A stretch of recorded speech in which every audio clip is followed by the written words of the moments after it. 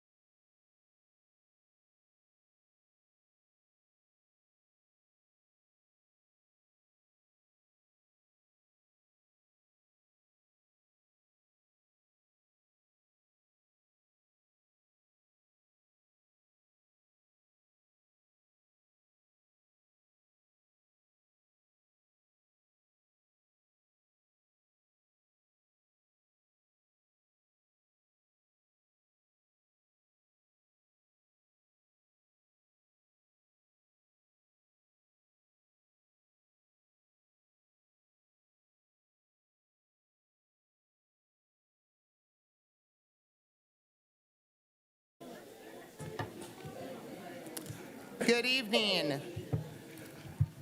This is a special meeting of the Judson Board of Trustees is hereby called to order at 5:32 p.m.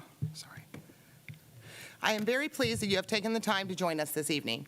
As the Judson Board of Trustees, we are here to set goals and policies and oversee the management of the district. We are responsible for approving budgets, contracts, personnel appointments, and to listen to reports from the superintendent. We are not here to make administrative or management decisions pertaining to the daily operations of the district. This is the responsibility of the superintendent. In compliance with the State Government Code on Open Meetings, tonight's agenda has been appropriately posted. This is a meeting in public, not a meeting of the public. As our guest, you are welcome to observe and listen. These proceedings are being video and audio recorded and will become part of the Judson's permanent legal record. In order that the tape adequately reflect these proceedings, please silence your mobile devices and refrain from talking while others are speaking. Since it is legally mandated that these proceedings are recorded accurately, I may have to ask for order periodically should I notice that disruptions are interfering with our recording capabilities. We know there are a lot of people here tonight, So if you can please help us keep the room quiet so that we can make sure the board members can hear those who are speaking, and so we can move through the agenda and try and be respectful of everyone's time. Once again, I extend to each of you a sincere welcome from the entire school board, and thank you for your interest in Judson ISD. We have established a quorum, and we will conduct roll. Okay, please mark your attendance.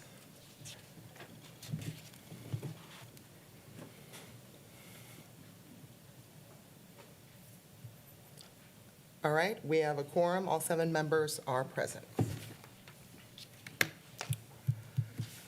Due to the large number of individuals that have signed up to speak on tonight's agenda,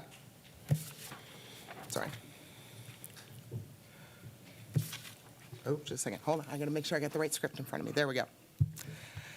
The next item on our agenda is the public comment period. Public comment is a time for citizens, staff, parents, or students to provide comments to the board. The public comment item on tonight's agenda permits members of the public to speak only regarding posted agenda items. The board encourages attendees at this meeting to address the board on the items listed on the agenda, and anyone wishing to speak during public comment will be permitted to do so in accordance with board procedures. I want to remind our audience members of the board's procedures for handling public comment on agenda items. Anyone who wanted to speak during the public comment portion of this meeting was required to sign up prior to the start of the meeting and list the agenda item they wish to address. Due to the large number of individuals that have signed up to speak on tonight's agenda, I, as the presiding officer, will be making adjustments to the public comment procedures in accordance with Board Policy BED Local. We will be taking public comment on each agenda item at the time the agenda item is being called for consideration. I will give the remainder of the instructions regarding public comment immediately prior to starting the first public comment period. We are going to move into agenda item 3A. Excuse me, Mrs. Ryan, Yes, I'd sir. like to protest. I'd like us to follow procedure. I know those policies are guidelines, they're not mandates. It is not going to be up to you, it'll be up to the board majority on how we listen to citizens to be heard. If we've not enforced that principle in the past, I don't want to start now. You're not going to say all of a sudden we're going to make sure the agenda item is written. If a citizen has signed up to speak and they showed up to speak, I want to hear the community. So I'm going to ask my colleagues, because again, you may manage the meeting, but you do not dictate what happens. So if the board majority wishes to hear the community, we're going to hear them. So, Yes, noted, sir. If you could please quote in the governance handbook which paragraph, because that's not what our governance handbook says. right now, if you can quote that you can control the meeting and tell the board Correct. majority they can't, I'll retort back to you. Acknowledge, So- Mr. Macias, you spoke to the attorney just shortly ago, and they explained this to 3 of the board members, how the meeting was going to go tonight, and this has been They cleared by did, our but you're legal citing counsel. local policy. We can override local policy. You tell me where it's legally mandated Correct, that sir. we have to do it. Okay. So right now, I'm going to ask my colleagues. Mr. Macias, I'm we going to need ask to my move on with colleagues. our agenda. I'm going to ask my colleagues, do they want the citizens to wait until each agenda item? And if they say yes, then I'll respect the will of the board. But if they say they want the community to speak like we've done as a Roger. practice, then that's what I want. Mr. Macias, if we could please continue with our No, meeting. no, I want that Dr. answer. Again, you manage the Mr. Macias, there meeting, is no authority for you and there's to no change- authority for I you. agree with Mr. Macias. I would like Yes. for all the people who are here to be able to speak. I will remind the We are here, we are Excuse me, Ms. here. Kenoyer, I will Excuse me, I'm speaking. We are here as I to am the board represent president. our You need to step constituents. out. We are the representatives of these people who are here to speak. This Ms. is not Kenoyer, how we have ever you done are this out of at any turn. time that I've been in this district for more Okay. than 30 years, Roger. and I do not intend to start it now. How say the rest of my board members? It's up to the majority of the board. There is nothing on the agenda to vote on this, sir. It's not, it's Every consensus. citizen will be heard tonight, but maybe not if we can't get started with the agenda. Well, This is the not gonna first be another item on the 2 a.m. agenda Oh, is now public you're comment. threatening not to listen to them. I'm saying Nice. we may run out of time, ma'am. There is no Okay. time limit on board Roger. meetings, ma'am. 3 minutes per citizen, unless we adjust Okay. it. So what I just want to say, I'll be respectful. The board Thank you for majority, getting the comment. board Yes. majority has right. I'm asking that the board suspend this policy and we hear from our community. And if the majority says no, then we do so. But right now, I'd like to start with public comment. We have a line of over 80-plus people that want to speak, and I want to hear them. And so, Okay, can I see by show of hands who would like to override what has been approved by our attorney as an order of sequence tonight and override the attorney, and my recommendation to sequence this so that everyone has a chance to speak on their agenda item. Well, Can I see by show of hands? I Who would is in like. support Hold of on. Mr. Macias? So that they have the right to speak at the Correct. beginning of the meeting I'm and then asking can for a leave and go count. home and attend to their families. Okay, We I need to be see no respectful of our hands. public. Hold on. In support. No, wait, ma'am, Wait, you need you to wait. wait. I do not need to wait. Yes, you do. Ms. Canoyer, Let you us were- vote okay. now. Just by show of hands. Show of hands, who is in favor of overriding the sequence that has been approved by the attorney that is planned for tonight? It's a local policy, and all it's right. not a legal policy. I I'm just sorry, want that to be clear. overriding whatever Mr. Macias? Overriding Ms. Ryan. Yep, Yeah, that's basically it. correct. I see one hand, So one. No. what, just Okay, clear. I see two hands, we are moving on. Hold on. We need clarity on the question, because the way you phrased it was probably not the right way. Yeah, exactly. It was Okay, if confusing. you would stop interrupting, then maybe I could possibly Let state me what I'm word it stating. better. Okay. Better. Let me word it better. So what I'm asking is that we allow our public comment to be heard first, even though legal may have made a recommendation to our local policy that we could do something different. The right is, and our procedures have always been, hear our public first. Right now, that's the first thing on the agenda. I'd like to hear our public. So I'm asking colleagues, the majority here will say we will override Mrs. Ryan's attempt to stop the public comment from speaking first. That's it. I'm not saying you're going to let them speak, but speaking first. Okay, That's is the everyone question. clear on what Mr. Macias would like me to call for a show of hands? Who would like to move the entire public comment first instead of hearing them as their agenda item comes up after we have heard the superintendent talk about his proposals, and then hear their comment immediately preceding that agenda item? Please raise We- your we hand need if to- you are in support of Mr. Macias's. We need to follow our practice. So Okay. Can we just do compromise though? Like Hold if the subject is about Ed France, then we hear about Ed France. Correct. That is how I have it sequenced. So we hear about Ed France as we get ready to discuss Ed France. Well, And then we take action on Ed France. It looks like it's not until like here. Right, that is the action. He's going to go through a brief superintendent report, and then we're going to move into the agenda. I don't know if Section 3 is all that brief, though. yeah. I need a show of hands. 'cause It's we not need to get appropriate this to make all meeting these people wait. moving. Because we just have like, I've just seen like a lot of students that are in here too, and they're like. Okay, Let so him here's speak. what we're going to do. Hold on. Oh. The board will now adjourn into closed session pursuant to the following, again, they created this. No, we did not. No, ma'am, create- you did by trying to we change did the not rules. create We this. will It's a adjourn simple in- question. Mr. Macias. Simple question. Do We you will want the adjourn public to into speak or closed not? session pursuant to the following sections of the Texas Open Meetings Act.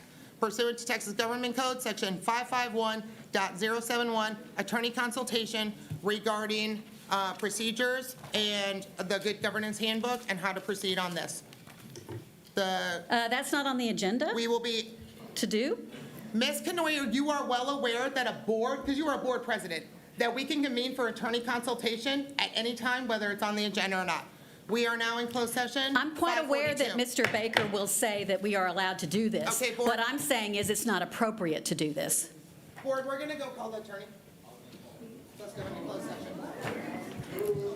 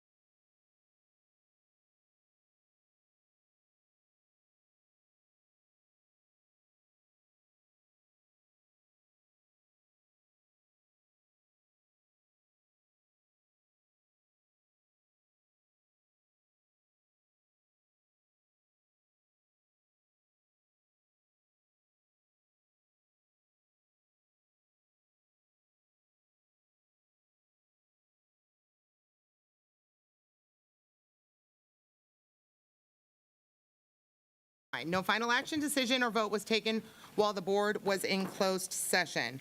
Okay, thank you. After speaking with the attorney, Dr. Fields and Ms. Davis, you guys are up. Let's roll. Yes, ma'am. And to the audience, we are going to speed through this stuff and rock and roll through this agenda because we want to hear from every single one of you tonight.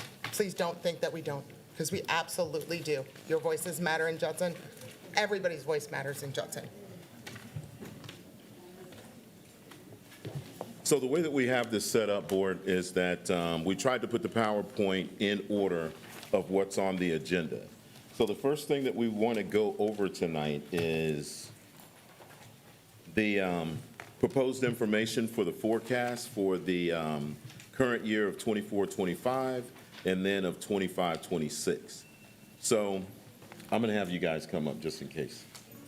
On the 24-25 forecast, for everyone in the room, I'm going to break this down in a very simplistic terms. You can see here, revenue, meaning the money that's coming in, what was projected, and what we have projected to have by the end of this year. You know that at the beginning of the year, we said that we were going to have about a $37 million deficit. But if you come down to the bottom with the savings and the 3.5 pennies that we transferred over from disaster, our deficit will be more like 23 million. So that would leave us a fund balance of about $77 million. And then for next year, we have a proposed budget for 25-26, with this being the revenue, this being the expenditures. At the bottom, you can see we started off the year with a $48 million deficit. That went down to 45 after our last meeting with the recommended decreases. That has now decreased to 40. If you were to accept the recommendations that we are recommending tonight, the proposals that we're recommending tonight, that would bring it down about 4 million more, bringing it down to 37 million for next year. When we go out for the Vader and when it's successful, because that's what the district needs, that would bring an additional 12 million off. So then our deficit would be 27. Now, this is just a reminder that in the past, the tax rate, if you go back to 16-17, was $1.47. Then in 1920, it went down to $1.35. 2021 down to $1.27. 21-22 down to $1.27. And then in 22-23, it went down to $1.22. Currently, since 23-24, it's been $1.03. And this year, it's $1.03, and it's our recommendation going into next year with the Vader to allow us to keep the tax rate at $1.03, not going up in any capacity. So next on the item, and you want me to move to item 3B? Yes, if anybody on the board's got a question, please just jump on the mic. Otherwise, let's keep rolling so we can get to the public. All right, so next I'm going to let Ms. Davis come up and speak to this. Basically, I want to say this first. I apologize, Ms. Davis. These are the recommended, in our meeting on May 8th, I think it was, the board asked that we come back with 13 million in proposals for cuts. And when we brought those, these are the ones that we brought in the last meeting. And you'll see on here, for the sake of the audience, the middle school and elementary school, and then later, there was another elementary school added. I want to say now, it is not as the position of the district to close any schools for next year, so we will not be recommending that to the board. So you can start with the first one. On May 8th, these are the recommendations that were requested by the board and brought by administration. The ones that you see here identified with an asterisk are the ones that the administration did recommend. But since we were asked to bring a total of 13 million, there were others that were laid on the table. On that day, there was no vote or any action taken. That's why what you see here, what ended up happening, it was either a consensus to bring back on May 15th for actual discussion and possible action, or we received a consensus to remove this item entirely from the list. So very quickly, the compensation plan positions we were asked to bring back. The reduction of days for employees on 226 calendar days or more we were asked to bring back. The middle school closure and the elementary school closure, we were asked to bring back on May 15th, but we were told remove the JECA closure from the list of considerations and remove pausing the stipends from the list of considerations.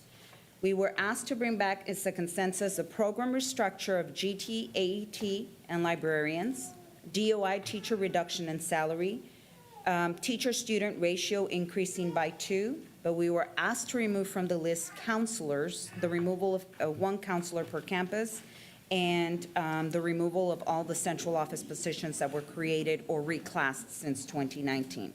This is what happened on the May 8th budget workshop. So then we move on to May 15th. After we heard bring only certain proposals back, these were the proposals that we brought back a week later on May 15th. At this time, we were going to go for discussion and possible action on these items. So just to recap, we brought back a potential cost savings of $8,811,222. What you see in the middle column is what was either approved or not approved by the board on that day. And we see the compensation plan positions. These were either positions that administration recommended to remove because people were resigning, attriting, leaving, or we were going to reassign some positions for a possible cost savings or move them from local funds to possible title funds. And so that one was approved. That was a cost savings then of 1.2 million. The reduction of 3 days to employees 226 plus was not approved. The middle school closure and the elementary, yes. I stated that. Anything with an asterisk, again, is anything that administration does recommend. So that one, compensation plan was an administration recommendation. The reduction of 3 days, the middle school closure and the elementary school closure do not have an asterisk because they were not recommended, but they were added to yield the amount that the board wanted to see in possible cost reductions. What did get approved was program restructure. That's where we were, to the tune of $750,000 of a potential cost savings. Also recommended by administration was the DOI teacher reduction in salary. We came with a recommendation of reducing the salary by 10%. And what was actually approved was only a reduction of $1,000 from DOI teachers. So rather than it being $1 million in cost savings, it only is a cost savings of $177,000. We're actually bringing that proposal again as a recommendation of administration so that we can consider possibly a little bit more to add to that cost savings. And then the teacher-student ratio increased by 2 was approved, and the cost savings there is $2.6 million. In total, the actual cost savings that were approved totaled $4.841,813. And that's what Dr. Fields mentioned earlier. So what you're going to see tonight in the budget includes that.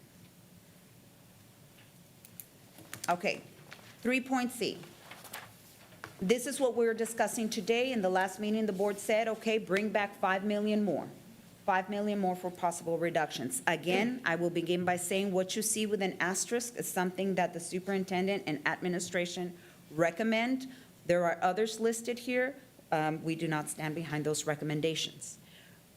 Number 1, reduce 8 counselors at the secondary. In speaking with Ms. Garcia earlier today, her staffing list actually matches ours. And based on the numbers for next year, she would recommend that we reduce, it turns out to be about 1 counselor at secondary. So that's a potential cost savings with benefits of $664,000. There's also reduction of 3 days for 226 plus employees, but not employees in the 100 pay scale, that's police, and the 200 pay scale, that's auxiliary people. That we brought back because that was a recommendation from Ms. Ryan to bring that back. That's a potential cost savings with benefits of $293,607. What administration's recommending is a reduction of 1 day for 226-plus employees, not to include 100 and 200 pay scale. That's a cost savings of $97,869. In addition to that, to reduce all employees by 1 day. And I'm going to start out by saying, if you look at next year's calendar, there's something that everybody knows as teacher prep and planning days or yellow days on the calendar.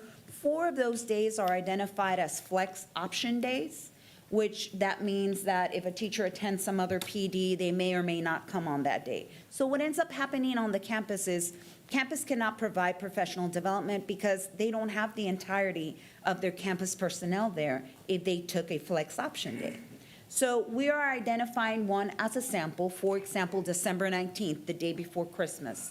That could be a day where everybody receives a day off, and that's a reduction of total in the district, a cost savings of 1.140.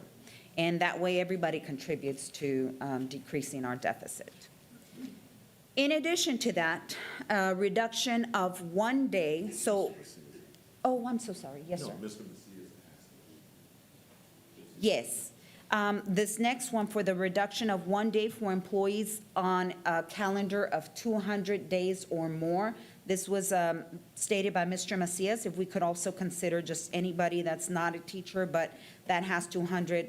So we took the 200 to 220 day employees, and that's a cost savings of $71,000. And again, administration does support this.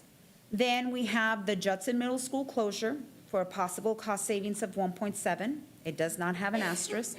France Leadership Academy closure for a cost savings of $850,000, also not an asterisk. And Candlewood STEM and Candlewood Elementary. And I have both names because that's how they're both legally named. Also not a recommendation from administration for a cost savings of $850,000. Another possibility to consider is the reduction of 1 assistant principal at each secondary campus. With the exception of JECA, we have some smaller campuses that could split an assistant principal if needed. That is a cost savings of $948,612. We also have positions called associate principals at the 3 comprehensive high schools and in a few other campuses that might not be high schools, but the associate principals on the high schools are paid with local money. So those administration recommends that we could possibly decrease for a cost savings of $353,000. And that is administration supported. Then we listed convocation only because we've heard people mention what is the cost of convocation, and is that something that we could possibly reduce? Well, the last 2 years that we've held convocation out at the stadium, the cost has been about $7,000 because truly what we do for that is we take sponsorships. But if we need to, that's a $7,000 cost savings. We also, on the recommendation of Ms. Amy Stevens, our director that works with nurses, we have currently 4 vacant positions of nurses. One of the things that we can do is take those 4 vacant positions, and rather than replacing them with an RN, we can replace them with an LVN. That's a cost savings of $41,000 right now to those 4 vacant positions. But if we continue to do that to future vacancies as well, you're going to see a much greater cost reduction. Then also, and that's supported by administration, shifting our graduation from Freeman and New Creation to the stadium would be a cost savings of $80,000. And here's where we were going to bring back DOI teacher reduction in salary. When we first proposed it to the board, we proposed a salary reduction of about 10%, which is about $6,000.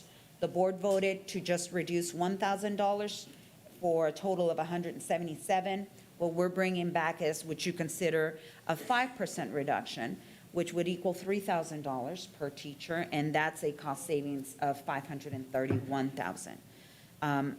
And finally, vacancies closed for non-teaching positions. We took a list of all of the non-teaching current vacant positions. And from that, we identified 25 positions that administration recommends that we can close out and not fill. And that is a savings of $1,028,375. And we support that recommendation. And then the last one to consider would be postponing the opening of new schools, such as Selma and Cibolo Creek. If we are going to consider the closure of some schools, then we could possibly consider the postponement of the new schools, which would cost less disruption. And so that would be a cost savings of about 3.5 million. The total savings that you see listed up above is 11,863,685. The ones that administration recommends that are identified with an asterisk turn out to be a total cost savings of 4,873. This just goes through exactly what she went through. I did want to bring this up. There was talk about switching from 220 to 226. When this was done back in 2023, we actually had Dr. Gosh go through and examine the other districts to see where their administrative personnel were at in their districts. You can see clearly here, Alamo Heights at about 235, Lytle ISD is at 230, but 226 for all other districts. The only other districts that were at 220 at the time were Navarro and Polk. And then we looked into actual positions. You can see here from Alamo Heights all the way down, Judson was the only one at 220. Over here with operations, they go from 240, and then Judson and Marion were the only ones at 220. So the reason why we went to the 226 is because everybody was working 226. I just wanted to bring that back to you guys' attention. Now, 4A is, Oh, hold on, 4A is ours. oh, you got a question? Yes, ma'am? No, you're done after 3C. 4A is our agenda Okay, items. gotcha. Yes, ma'am. So, okay. Do we have questions for the superintendent or Ms. Davis or the CFO on what he has already presented? Any kind of clarifying questions before we move into kind of agenda item by agenda item, and we'll break those up and all that? You have a clarifying one? Go ahead. I just want to make sure that when we vote on these, we're not going to vote as a block. No, we're Okay. gonna, that's how we just wanted them to be able to present and for everyone in the audience and everybody watching at home to see the work we're putting in, that we're looking at, all sorts of things, and there's lots of options on the table, and we want to hear all of those options and then start taking those kind of one by one. So those will all be addressed separately in the next agenda section. Any other clarifying questions? Okay, before we move into 4A, B, and C, we have one agenda item that may have an impact on 4A through C. So we are going to take a quick, less than 10 minutes, you guys, we gotta go fast, break while everybody can have a little potty break in order to discuss agenda item 5A. So this board will briefly adjourn into closed session pursuant to Texas Government Code Section 551.074, discussion of superintendent roles and responsibilities. The time is now 6:17, and do not go far. We will be right back. All right, board, if we can hustle.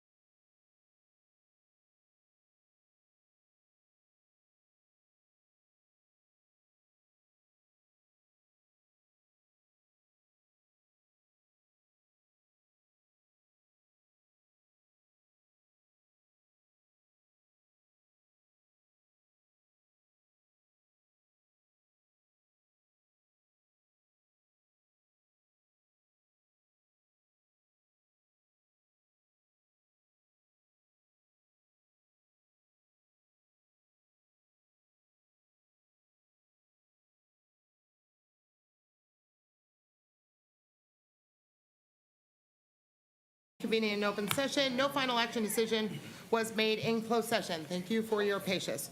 We're going to quickly address item 6B that came out of the closed session. And then we are heading on to 4A through F, and I have my stack of comment cards here. Board, as we talked about in closed session, based on a lot of input I've gotten from some CFOs and board presidents from around the state, this is a very complicated situation. Financially, the school districts, and especially Judson, are finding themselves in right now. Working your way through these can be challenging, especially when you have 3 new board members and 2 more that have only been here for 2 years. In the past, the board has hired a consultant to help us. Dr. Gibson's done a great job over the last 15 months, helping us understand strategic goal setting, balanced scorecard, and all of that. And right now, I know from speaking for me personally, I am not warm and fuzzy on any of these things we're going to look at tonight. I don't know. I don't think I have enough information to do things like closing schools and cutting people's pay, any of that. I feel like far more information and far more of a strategic plan is needed in order to move this district forward in the right direction. And what a lot of people I've spoken to is, this is when boards bring in another consultant just like Dr. Gibson, but one that is focused on finances, that helps guide the 7 of us through these decisions and integrates the public and integrates all of the thoughts and make sure we are getting the highest return on investment for every single dollar we spend, and it's focused on the kids in the best possible way. So tonight, I've asked my colleagues that we go out to go get a consultant who can help us figure this out, not just in the next 30 days, but in the next year, and what this looks like. So I think this is the most fiscally responsible path forward that the board can take right now for both administration and our community, and trying to take care of kids. Any other discussion on this item? This item is sudden and unexpected. I feel like it's really being sprung on us. I would want to delay a decision like this tonight. I think it's a bad look for us to suddenly spend money on the board in view of everything else, so I would want to delay this. I would vote no on this.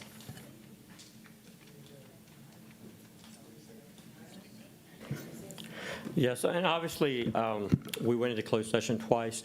I tried to have the public comment first, and I tried to have the agenda item regarding the school closures moved to the front so that we could talk about it, and it wasn't supported because, of course, we were told by council that the board president does have the authority to manage the meeting. But I just want to say for the record, the hypocrisy of that, and then to move agenda 5A above everything else makes absolutely no sense. I just want people to hear that. Total frustration.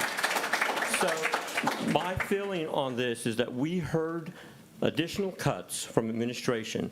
We know we're in a deficit budget. We need to be very clear. It's not our fault we're in a deficit budget, and it is absolutely out of our control. But we're trying to stop the boat from sinking, right? And so we're plugging things up so that we can keep moving forward. These kind of cuts that keep coming out from Ms. Ryan about cutting deeper and deeper are going to end up hurting our district to a point that we're not able to offer a quality education. So it's almost like she's hoping and dreaming that another consultant's going to come up with all the magic answers. There's no magic answer. We are underfunded by Austin, and it's a revenue expense thing. Eventually, we will have to make hard decisions, but we don't have to do it today. We have an opportunity. And for those individuals that give me a lot of criticism about our fund balance, I will say again and again, I'm not going to sit with $45 million in our reserve funds while we are making students suffer because we're cutting programs. We're just not going to do that as long as I'm here. So the idea of bringing in a consultant with this desire that it's going to save us is my concern that it may be another level of micromanagement from the board. This consultant should work directly with management, not the board. We have internal audit functions. We have other ways in which we can get information. So I'm extremely concerned by this direction, by this agenda item, and will absolutely not support it. And just for some background data, 'cause you know me, I always have my data type thing. One is that part of this was important for our community to hear, that there are board members up here who are willing to put in the work, and that slashing things last minute is not how many of us want to operate, right? But doing nothing is also not, you can't do nothing ever. You have to do something at some point, but it can be done right? And it can be the best way you can. So in the last 21 months, district, not the board, has spent $125,000 on financial consultants trying to fix all of this. And we're still here today, right? So a district consultant, we've been doing that. We've had 2 of them over the last 21 months at a cost of $125,000. So if that's not yielding us a place where many of the board members up here, I know I am not comfortable making these decisions, and that this is what right-sizing the district long-term looks like, that these are the best ways to reduce the least impact on people. I think if you keep doing the same thing over and over and get the same results, at some point you have to try something else, right? You got to try something new, because this many people here tells me that this process isn't working for our district, because there are people in pain out there. Trust me, I've gotten all your emails, and no, I didn't email everybody back because there's a lot of y'all, right? I tried, I did my best. But to see this many people in pain because we don't have a process that allows us to get us where we need to go, that I know it's ached my heart for since the last meeting too, trying to figure out a way ahead. I want a way ahead that we can listen to you guys. So, all right, any other discussion? Yes. Yes, go ahead. So I've been sitting here thinking about this, and what this message that you have put on the agenda is saying that you don't have faith in our superintendent and our CFO, and I absolutely disagree with that. They know the district better than anyone else. I absolutely believe, Dr. Fields, that you've been reaching out to other superintendents, and that Mr. Guetta has been reaching out to other CFOs to talk about how are they doing this? What are they looking like? Every school district is different, and you can't go in lockstep one with another. There are districts that are in the oil area that have absolutely way too much money almost to spend, and then there are districts like ours who are really, really struggling. And it's because of prior decisions, absolutely, but the previous administration was a big part of all this. And the reason that we've had to bring in those financial consultants are because of the previous administration and not this administration, who's been working really, really hard to clean things up. So I'm not in support of moving forward with a financial advisor unless Dr. Fields says he needs one.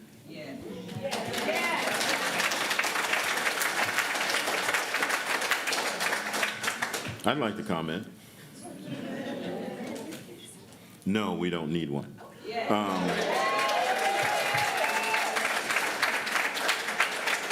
I would also say, if we were to go back and watch the video presentations from the last 2 years around this same time, you'll hear me saying you cannot continue to make the decisions that we were making without someday having to make difficult conversations.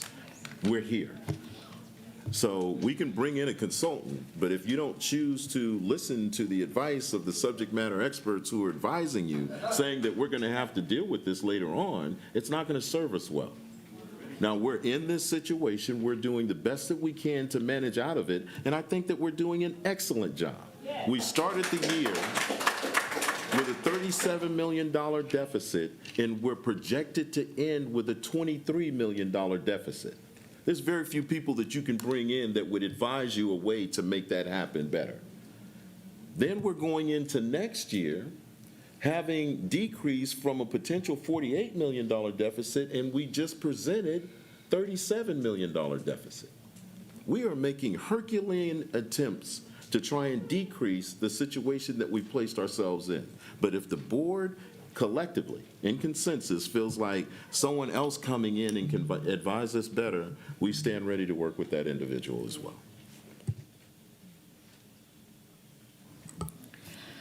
I move that we delegate to the board president to select and engage with a board financial consultant in consultation with legal counsel. Second. Any discussion? Audience, we do have to proceed with board business, please. We are trying. Audience, we do have to record, and the microphones are very sensitive. So when there is noise out in the audience, it can interrupt the recording, and it really makes our board secretary, Ms. Holmes, really difficult for her to make sure she captures all of our notes. So I know these are all very emotional issues, but if we could try and keep it down a little, that way we make sure we get a good recording. I appreciate it. Discussion on the motion? Yeah, I'd like Go to ahead, move Mr. that we Macias. table the motion until we have further discussion with the superintendent. Second. Okay, I have a motion and a second. So I believe, correct me if I'm wrong, we take a vote on the motion to amend, right? Okay. The motion to table. Or motion to table, sorry. All right. Any discussion of the motion to table? Yes. The motion to table is an opportunity for our new board members to have more in-depth conversations with the superintendent, because it was mentioned that they need more dialogue, they need to see more. We've seen more because we've lived it. So the new board members have not, and I would encourage all of them to have a one-on-one before they make a decision like this. And by tabling it, it gives you an opportunity to come up with your own opinion.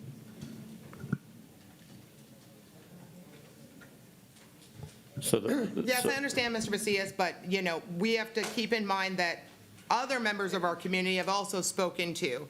And when not a single cut presented, cuts a single position out of central administration's offices, which is what hundreds of people have asked for at town halls. That's what so many of the emails people have gotten up here to speak. And I have asked as board members, we've all asked as board members, that why are we not looking at the entire district as a whole? Why is it always teacher pay? Why is it always para pay? Why is it always days from the custodians? Why is it always days from the other people? And that is very frustrating for our district. So when we ask that it be a comprehensive, and we look at central administration, which is the one that has grown by 200 personnel that are not teachers in our district or auxiliary, and we still don't have that in front of us tonight, then I think that's why maybe we're thinking not the district is not trying to do their job, that clearly there's just a lack of communication and understanding of what this process looks like, right? That's what we can bring to the table with a consultant. So any other discussion of the Yes, table? Otherwise, we'll I'd like to proceed respond vote to on the your table. comment. I'd like to respond. You're assuming, again, that the administration hasn't looked at district positions that might be redundant or might be a waste. The reality is that I think there's fear-mongering out in the community that we're top-heavy. It may not be a reality. And so with that, every cut, even at the admin level, who's going to do that work? I mean, it's a tough deal. And Dr. Fields mentioned earlier, every cut's going to hurt. But I do believe that we have tried to right size. And of course, the conversation when enrollment drops is we'll have additional right sizing conversations. But I'm not going to go with the thought in the community that can't be validated that we're top heavy. If we were top heavy, do you think your wonderful new finance committee wouldn't have identified who was top heavy? They can't, because there is no one top heavy. So I want to make sure that's very clear that that's argumentative in terms of saying that we are. I think we have appropriate personnel, and what I want to tell the community, we're in danger of being so thin that we have no backups for very critical positions. And without a backup to do the work in lieu of a executive director, we're in trouble. Things don't get done, we get out of compliance, and it has a ripple effect or a domino effect. So bottom line, I think that the assertion that we're top heavy is a false narrative. Okay, so let's I'd like take to care of the respond as motion well. to table, right? Or do you have I'd something like to else? respond as well. Okay, please. So I'm probably the only one up here on this board that's ever served in central office. I know how hard the people work here. I know what their jobs are. I know what they have to do. They're in charge of big federal and state and local money. There are programs that if we don't have people in charge of them, they get dropped, and then we get in trouble with the state and the local and the feds. So you can't just go in and willy-nilly cut a whole bunch of people there. And the people who are speaking up about this in the community are not people who have experience working in a school district at that level. They just don't understand how things work. So I also want to point out that the district did bring us $1.3 million in cuts in administration at central office area. So to say that they haven't brought us anything is an absolute lie. Okay, we have a motion on whether to table this decision. So for the new board members, we're going to cast a vote, and yes would be we don't want to take any action at all and not even vote on this. And a no would be, we want to proceed to a vote on it. Did I explain that correctly? Is You that just missed clear one on- thing. That table means we can bring it back. Correct. And I want the new board members to meet with the superintendent. Okay, so that's what a yes is to table and not take action tonight. And then a no right now is we'll move on then to a vote on it tonight. Everybody tracking at least what they're voting on? Okay. All right, we will proceed to, I think, all right, we'll proceed to vote.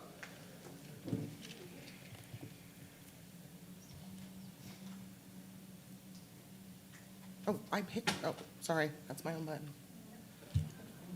Okay, so the motion to table passes 5-2. Okay, we are going to move on to agenda item 4A. Hold on, let me go find my stuff. Okay, there were a couple of citizens who had put 3B, but that wasn't our action item. 3B matches 4B, so I've moved you to the 4B pile. There were two people under that, so I don't want you to think we skipped your card. I just assumed since they were the same, but one was discussion, one was action, I set you in that pile right there. So for 4A, hold on, I have another script I have to read.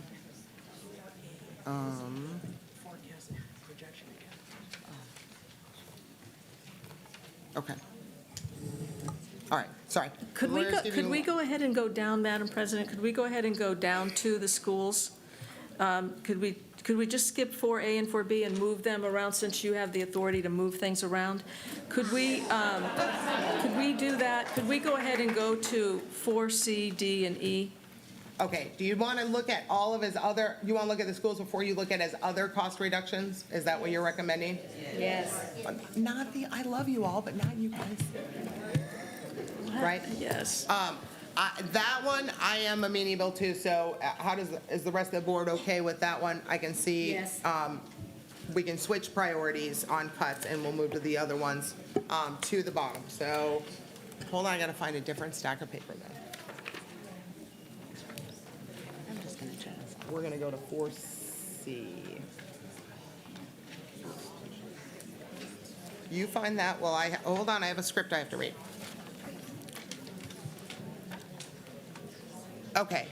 Due to the large number of individuals that have signed up to speak tonight on tonight's agenda items, I, as the presiding officer, will make additional adjustments to public comment procedures in accordance with board policy BED local. Since we have, I lost track of how many, 90-something? Do you know the count? A lot of people, I'll fill that in that way. Nearly you're at 100 speakers, which, if there's a math teacher, I think you've done minutes, right? You figured that out? So since we have over almost 100 people signed up to speak in public comment, I am reducing the amount of time each speaker has to speak in public comment to 2 minutes. It's normally one in most other school districts, I'll be honest with you. If you go watch other board meetings, it normally gets reduced to 1. But I do want you, so please start consolidating your comments, please, please, please.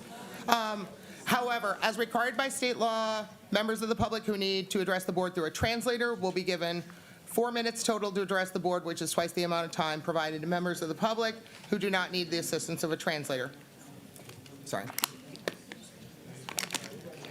Please keep your comments civil and courteous. Please avoid using profanity. Refrain from making personal attacks on others during your opportunity to speak. Finally, we ask that you not discuss students who are not your own child. If a speaker is seeking board resolution of a specific complaint, that concern should be addressed through the district's grievance process. District policy DGBA has been established for addressing employee complaints. Policy FNG is the avenue for filing parent complaints, and policy GF addresses community member complaints. Grievance forms can be obtained at any campus administration office or in the central administration office. Okay, we are ready to start the public comments section for item, what did I say, 4C? 4C. They wanted to skip to C, which is the schools, right? Well, no, 4B. Oh, I have an old one then? I apologize. Hold on, let's make sure we got the right agenda. Okay, that's what I thought. You have an old one. 4C, which is, let me borrow your thing, I lost mine in my pile of stuff. 4C, it's 4C. Okay, 4C, discussion and possible action to close Judson Middle School. And I will, where were the Cs? Okay. Due to the number of speakers, I'm going to call one speaker and two people on deck. So if you're the on-deck person, if you can start making your way that direction, and that way we can just keep this thing rolling. All right. The first public comment speaker is Charles Patrick. And if I say your name wrong all night, I'm sorry.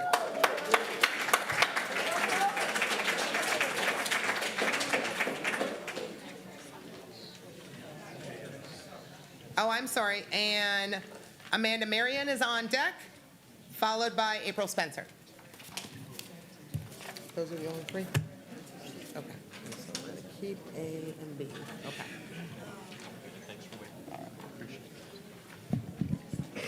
Which one? This one? Okay. Thank y'all for having me again, Dr. Phil. Thank you. All right. Yes, sir. See us. Thank you.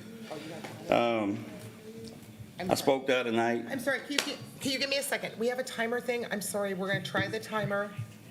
I have to get to the discussion. Okay, Russ, are you able to set a 2-minute timer? Let's see if it works. If not, we'll use our phone.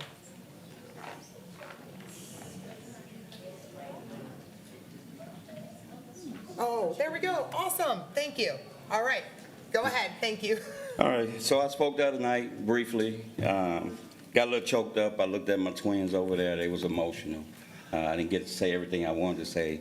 Probably still can't say everything because I only have 2 minutes now. But I'm Coach Patrick. I coach youth basketball in the Converse area for 18 years. I'll Jetsonize these students. About 98% is Jetson. I grow to know these kids. And those coaches from Jetson through the years. They become good friends of mine, most of them. Teachers. I met the registrar tonight. I just had a voice with her. I didn't know what she looked like. We know her now. So we meet people, and we communicate as parents. But I'd use the term illogical because it's illogical to close the school after so much work has been put into it. So many memories of these kids, In the Marine Corps, we have a saying, we don't leave anyone behind, okay? So what you're doing, if you close that school, is you're leaving these youth behind, okay? You're leaving it, they got to pick new friends. And you know how difficult that could be with bullying, okay? It's very difficult. Ms. Ryan, you were stating your duties, but you failed to mention the true duties of a school board or guardians of the public trust. The public is here, okay? They put the interests of their community's youth first, not personal agendas. They don't do that, okay? We shouldn't do that, okay? We should think about these kids and their feelings, these teachers and their families, these coaches that's done so much, okay? The loss of this school will create a void in our community and a negative impact on our children of Judson Middle School. They are the heartbeat of the Rockets. If you remember, because some of you were here, some of you weren't, it used to be the great campus, okay? They got a lot of memories. I see Nate here. What is it? Nate Pryor, right? Chris Pryor, for, he went to the great I'm campus. sorry, Coach, your 2 minutes is up. Oh. I'm sorry. Thank you so much.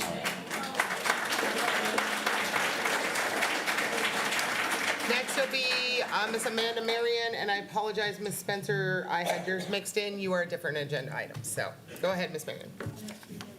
Oh, no.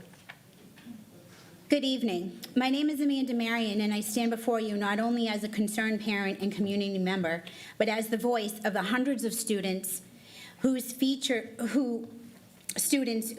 are directly tied to Judson Middle School. As the PTO president at Judson Middle School, I want to offer a perspective that extends beyond what has been circulating on social media and to build upon the heartfelt remarks shared by my fellow executive board members on the PTO at last week's meeting. The potential closure of Judson Middle School is not simply a matter of consolidating campuses. It is a decision that would fracture a deeply connected and thriving school community. This school is more than just numbers and test scores. It is a place where students feel supported, valued, and empowered. I have had the privilege of being inside the school almost daily for the past 2 years volunteering. What I witness firsthand are teachers who go above and beyond for their students, counselors who know children by name and by their personal stories, and a culture of pride that fills the hallway. These are things that can't be measured by data alone. Judson Middle School has been a cornerstone for this community for years. While it may not have been originally built as a middle school, it has grown into a vital space for learning, leadership, and connection. In just the past 2 years, our PTO, the only active and registered 501c3 nonprofit middle school PTO in this district, has raised over $16,000. Through these funds, we have been able to host free events for students and staff, support underprivileged families, create safe and engaging after-hours experiences, and help make school memories for students who might not otherwise and go without. Closing Judson Middle School would not only displace students, it would dismantle this nonprofit organization and sever a powerful connection between families, staff, and students. The loss of this support system would be especially devastating for our most vulnerable children, those who rely on consistency, structure, and the school as a safe haven. I urge the board to consider alternatives to closures, such as revitalizations, strategic partnerships, or reimaging programming that boost enrollment and innovation. Let's not erase a space that still has so much to offer. Let's invest in it despite our deficit. We owe it to our children, our educators, and our community to fight for Judson Middle School, not just for what it is today, but for the promise it holds tomorrow. Thank you.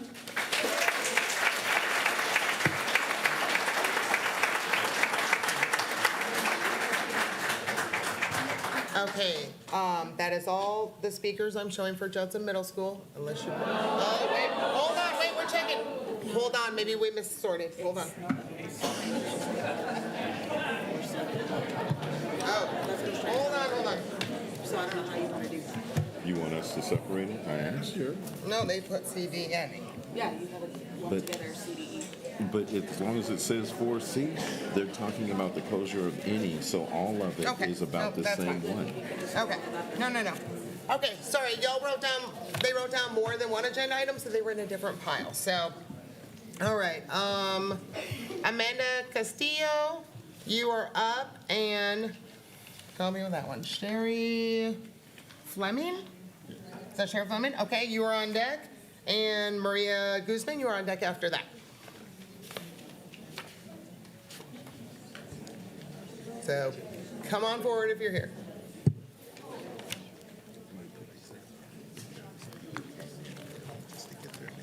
No.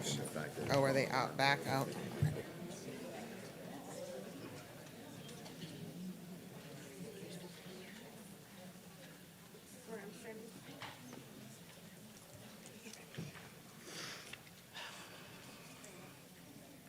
I took some time to get refreshed as to why some of you ran for the positions you are in now.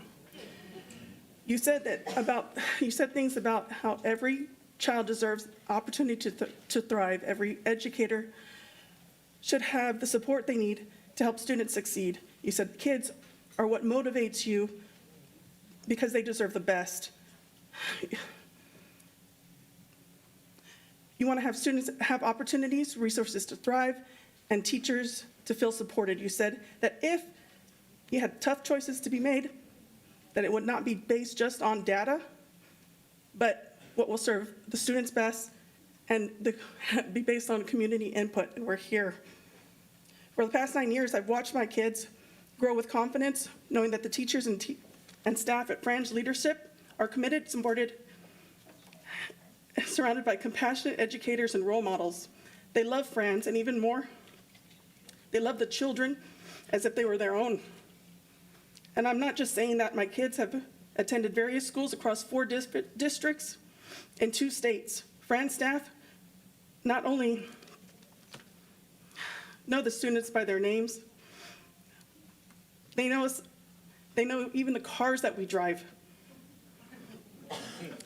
This this gem of a school and its teachers are the invaluable resource that our kids need. My kids have built positive memories at Friends. I mean, how many schools have teachers that will respond within hours, that can share a direct line of contact if you need them, that will offer hugs to students if it's needed? Who has a teacher that will actually remember the following school year if a mother is expected to have a little boy or a little girl months later because they know their families? How many situations that you have that you feel so comfortable with your children walking home because there's a police officer guaranteed to pass by down the street and Ms. check on the Castillo, That walkers? is your 2 minutes. I'm so sorry. Thank you.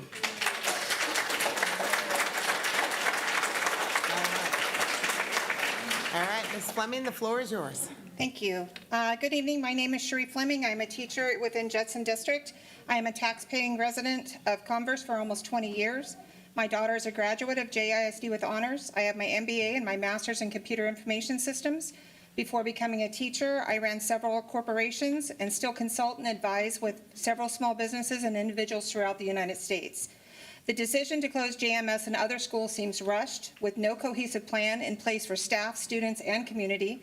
The district will not be saving $1.7 million because there are costs associated with this type of closure. I would like to see an expenditure report and a detailed budget report with specific allocations.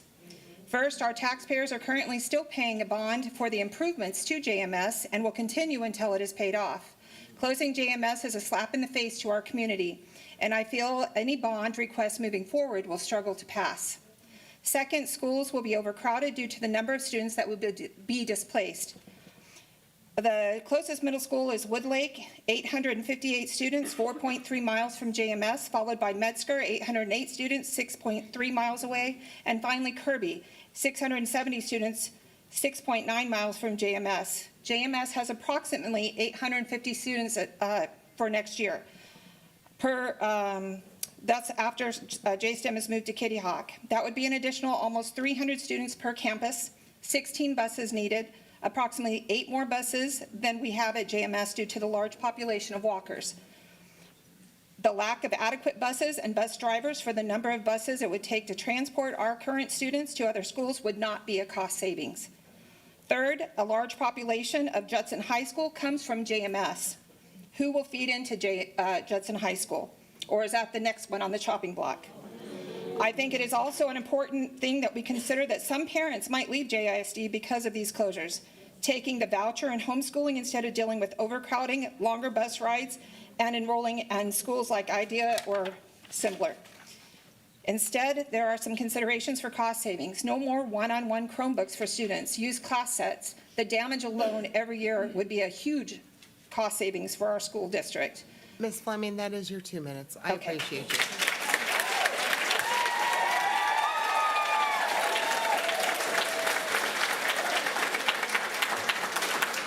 Okay, next up is Maria Guzman. On deck is Marilyn McKinney and PJ Cabrera.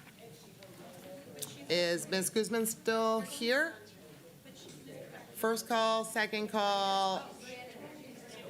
Oh, are you Ms. Guzman? Oh, I'm so sorry, sweetie. All right, go ahead.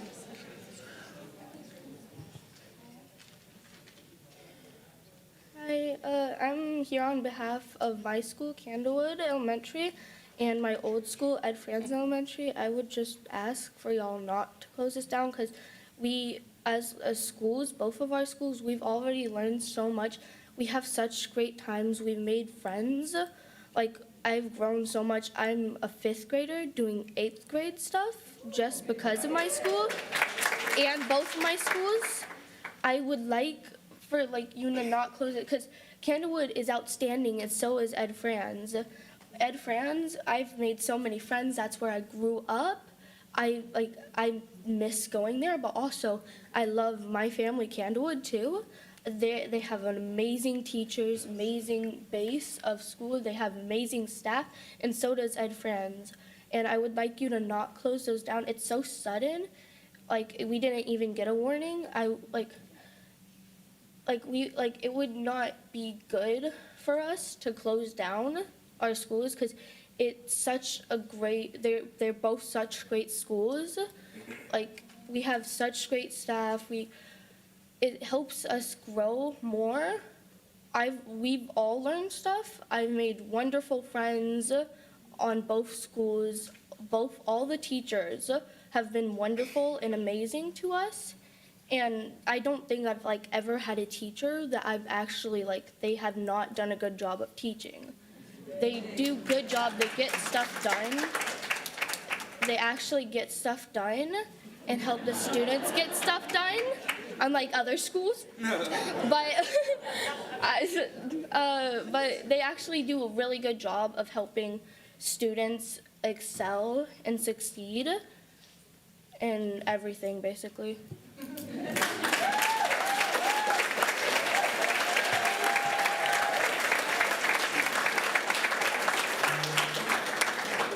Thank you, Excellent job. Maria. Thank you so much. Excellent job. All right, up now is Marilyn McKinney. On deck is PJ Cabrera and Cindy Latino. You have a revenue shortfall, and if you listen to everything that's been proposed, you really have a minimal amount of revenue expansion and all of that. So I've sat down as a constituent, not as a teacher, not as an employee, but as a constituent and tried to figure out how could we capitalize or monetize on some of these suggestions. Now, unfortunately, there is going to be some pain involved. That's very unfortunate, and I regret it, and some of you aren't going to like what I have to say, but think about it. If you close Judson Middle School, instead of leaving an empty building, move the district office, the ERC, J-Care, J-Tech, and the police department to that building. You will then have 5 commercial properties that you could conceivably sell and have some revenue. Hire somebody who knows something about commercial properties, not the person who sold Converse for $3 million, and you might actually realize $20 million. That goes a long way towards answering your current revenue problem. Second thing I'd like to remind you of, the state statute defines the contract for teachers at 187 days. We don't have to work 187 days, but you've got to pay us for 187 days. So you're not going to save that $1 million by making us go home on the 19th of December. Thank you.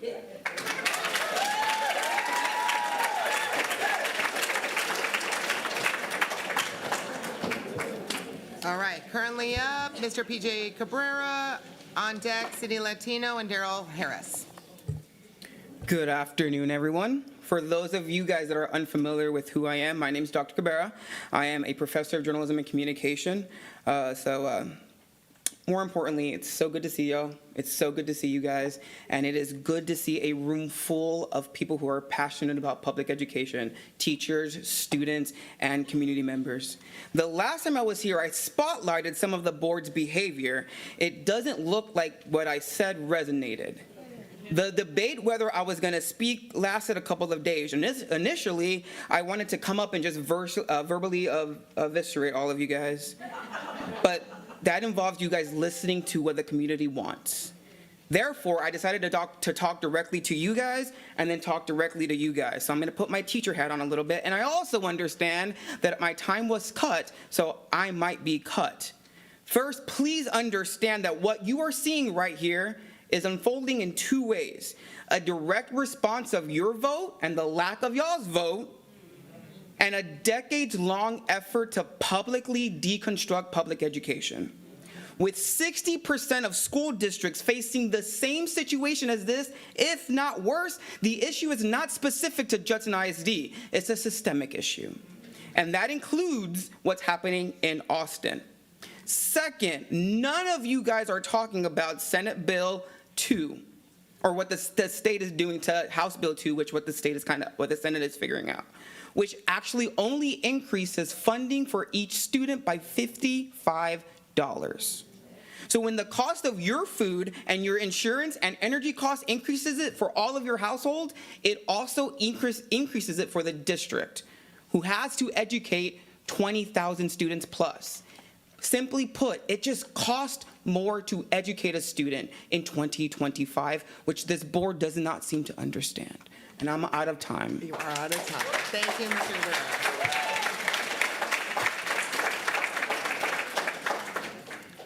The next person on deck behind who's out there will be Troy Lara, if you want to move that direction, but Mrs. Latino, you were up.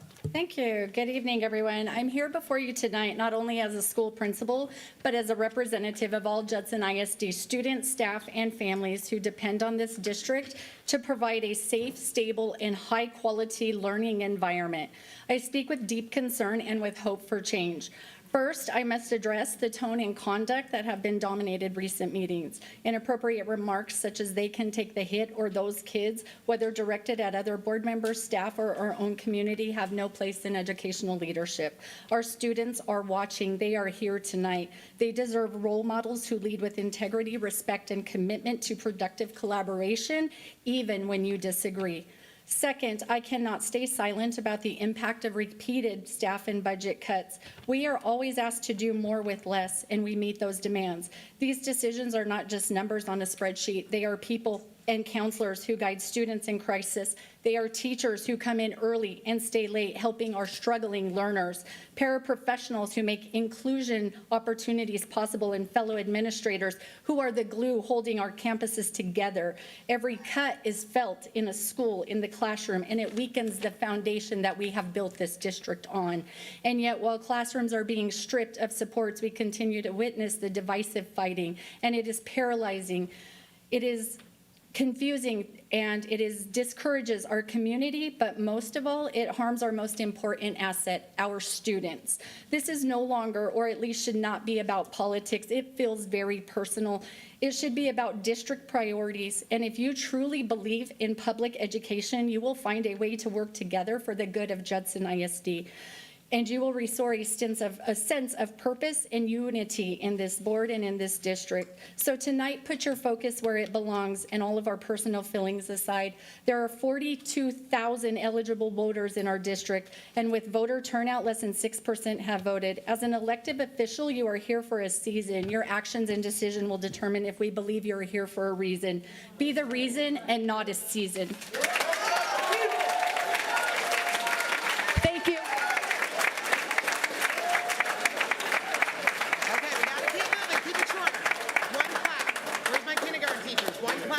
Keep going. Which mic? All right. Mr. Harris, you are up. Either or, for sure. Good evening. My name is Daryl Harris, also known as Coach Harris. I'm a teacher at Judson Middle School. When I applied, I in fact did apply to teach at Judson Middle School. I grew up at Judson ISD and was a part of the first 8th grade class at JMS. I want to touch on 3 subjects. Number 1 being that on multiple occasions I have been asked to drive a short bus due to the shortages of buses at the bus barn. Moving kids away will require more buses and more bus drivers, which guess what? We don't have.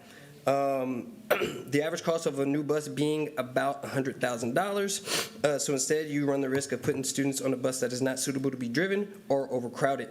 Buying and repairing buses along with fuel costs, are you really saving that much? A lot of parents rely to drop off and pick up their kids there because it is so close. So what you're saying is that saving money is more important than the safety of our children. Second thing, I think that is baffling that someone that is not in the classroom sits there and talks about class sizes when my biggest class this year was 33 students. Overcrowding will now become the issue, and students in the classroom that size don't get a quality education, and it is honestly a safety issue. As a board, you're supposed to represent everybody in the community, not just one district. At Judson Middle School, we are mainly Black and Hispanic, with only 12.3% of the population is white, and the board does not represent that. Almost a whopping 80% of our student population are made up of those 2 races, so shutting down Judson Middle School feels like a targeted attack that is racially motivated and segregates us from y'all. Almost like it was a part of someone's personal agenda all along. There's also no doubt in my mind that the nicer and richer neighborhoods would be the ones zoned to go to Kitty Hawk. It's mind-boggling that we have a deficit of $46 million, and yet we still built a new middle school. So, not just everybody will be affected, not just Judson ISD, but the community as a whole. If you close Judson Middle School, if you do decide to close Judson Middle School, can you please inform the community what you intend to do with the building and/or land? Thank you. Okay.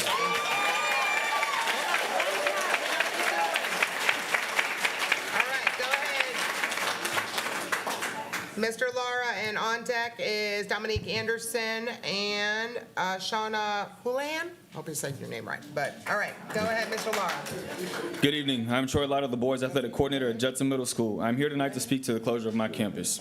I agree with Dr. Fields that you cannot cut your way into a budget balance. Into a balanced budget. I believe that taking manageable cuts will help alleviate our district's debt. Last week in this very room, it was reiterated that Judson ISD is a family, and Judson Middle School resembles that.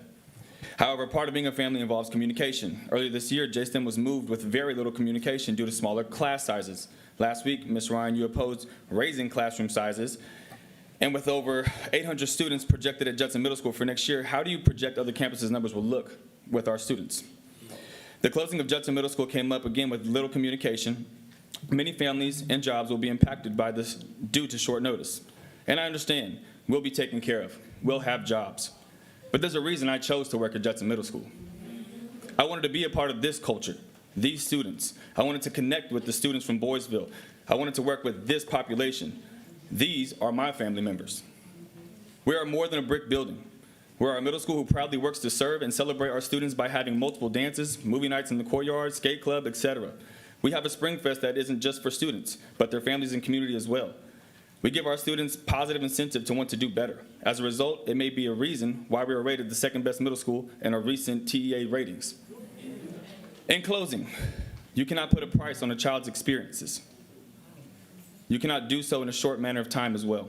As educators, we got into this profession knowing it's all about the students. Let's honor them and keep Judson Middle School open and give another year to explore more options to cut our debt. Thank you.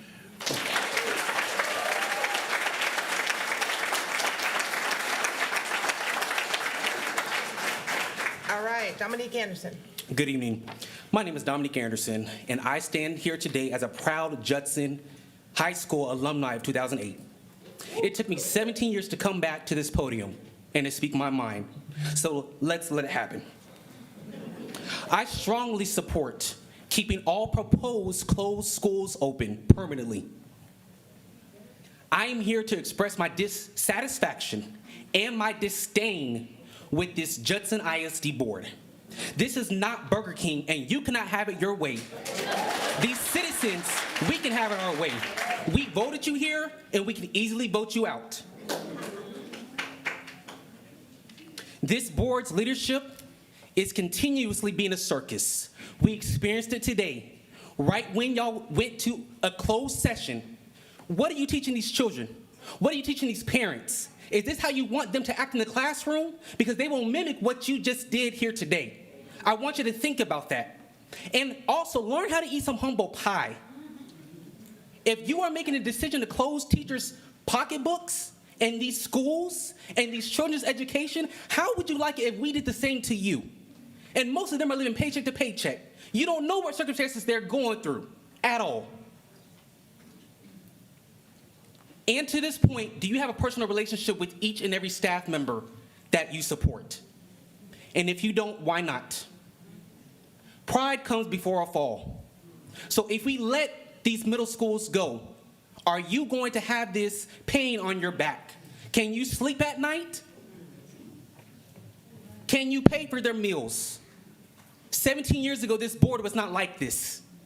17 years ago, this board had a lot more pomp and stance and respect. And as an expecting parent and as a taxpayer, I will not send my child to this district because of the mess that I'm seeing here today. And I rest my case.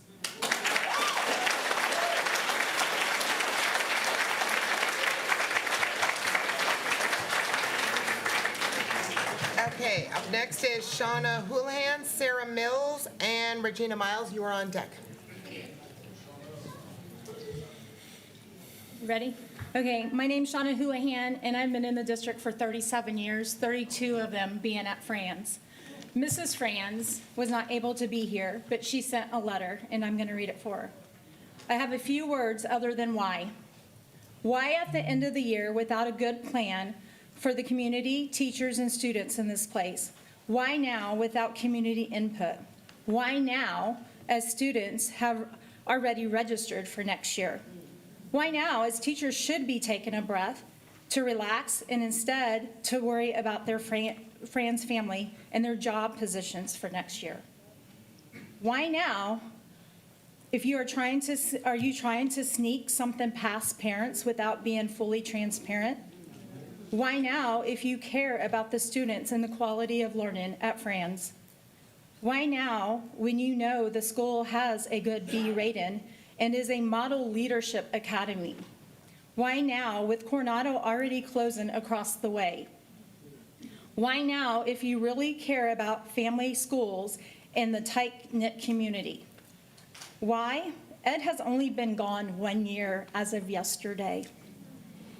He would want to know your plan and why you choose a school with good ratings and good standing in the community, and still holding its enrollment at a good level.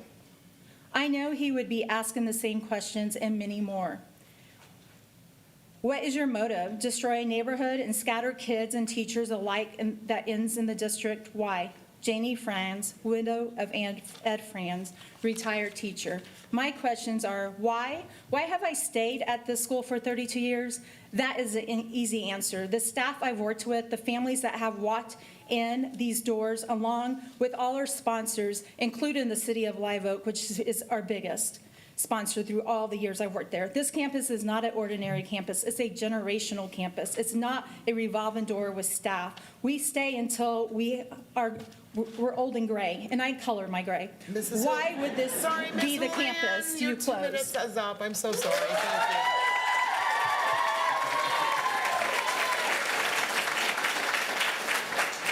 you. All right, next up, Sarah Mills. Good evening. I trust that none of you find the decisions before you to be easy. I imagine that to many, closing schools may be the best way to be more efficient with our money. And while I agree that we must use our money efficiently, I'm also reminded of a quote from the late Stephen Covey, whose book, The 7 Habits of Highly Effective People, forms the foundation of the Leader in Me framework that guides our work as a leadership academy. You can be efficient with things, but not people. With people, you must be effective.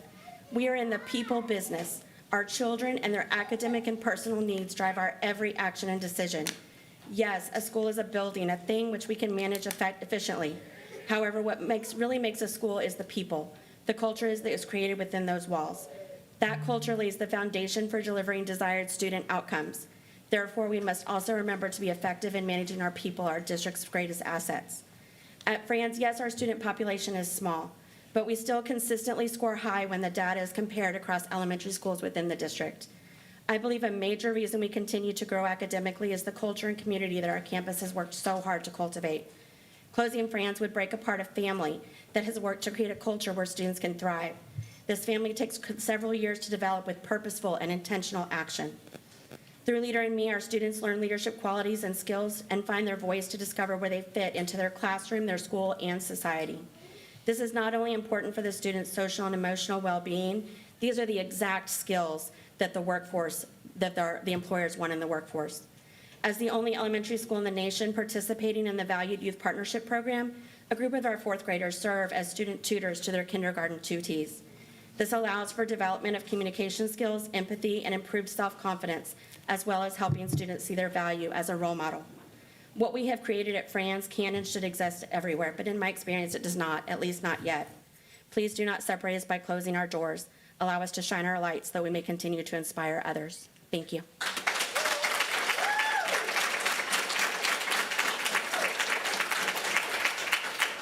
Okay, Ms. Miles is up, and I have Melissa Luna and Ashley Brady on deck. Good evening. I stand before you not just as an educator, but as an advocate for every student that calls Candlewood Elementary home. The proposal to close our school is more than a policy decision. It is life-altering action that impacts the heart of the community. Matthew 5:14, you are the light of the hill. A city set on a hill cannot be hidden. Candlewood is a light, a beacon of hope, learning, and legacy for the neighborhood. The question tonight is, what is the true cost of closing Candlewood? This decision is not just about saving dollars. It is about counting the cost for children, families, and the future.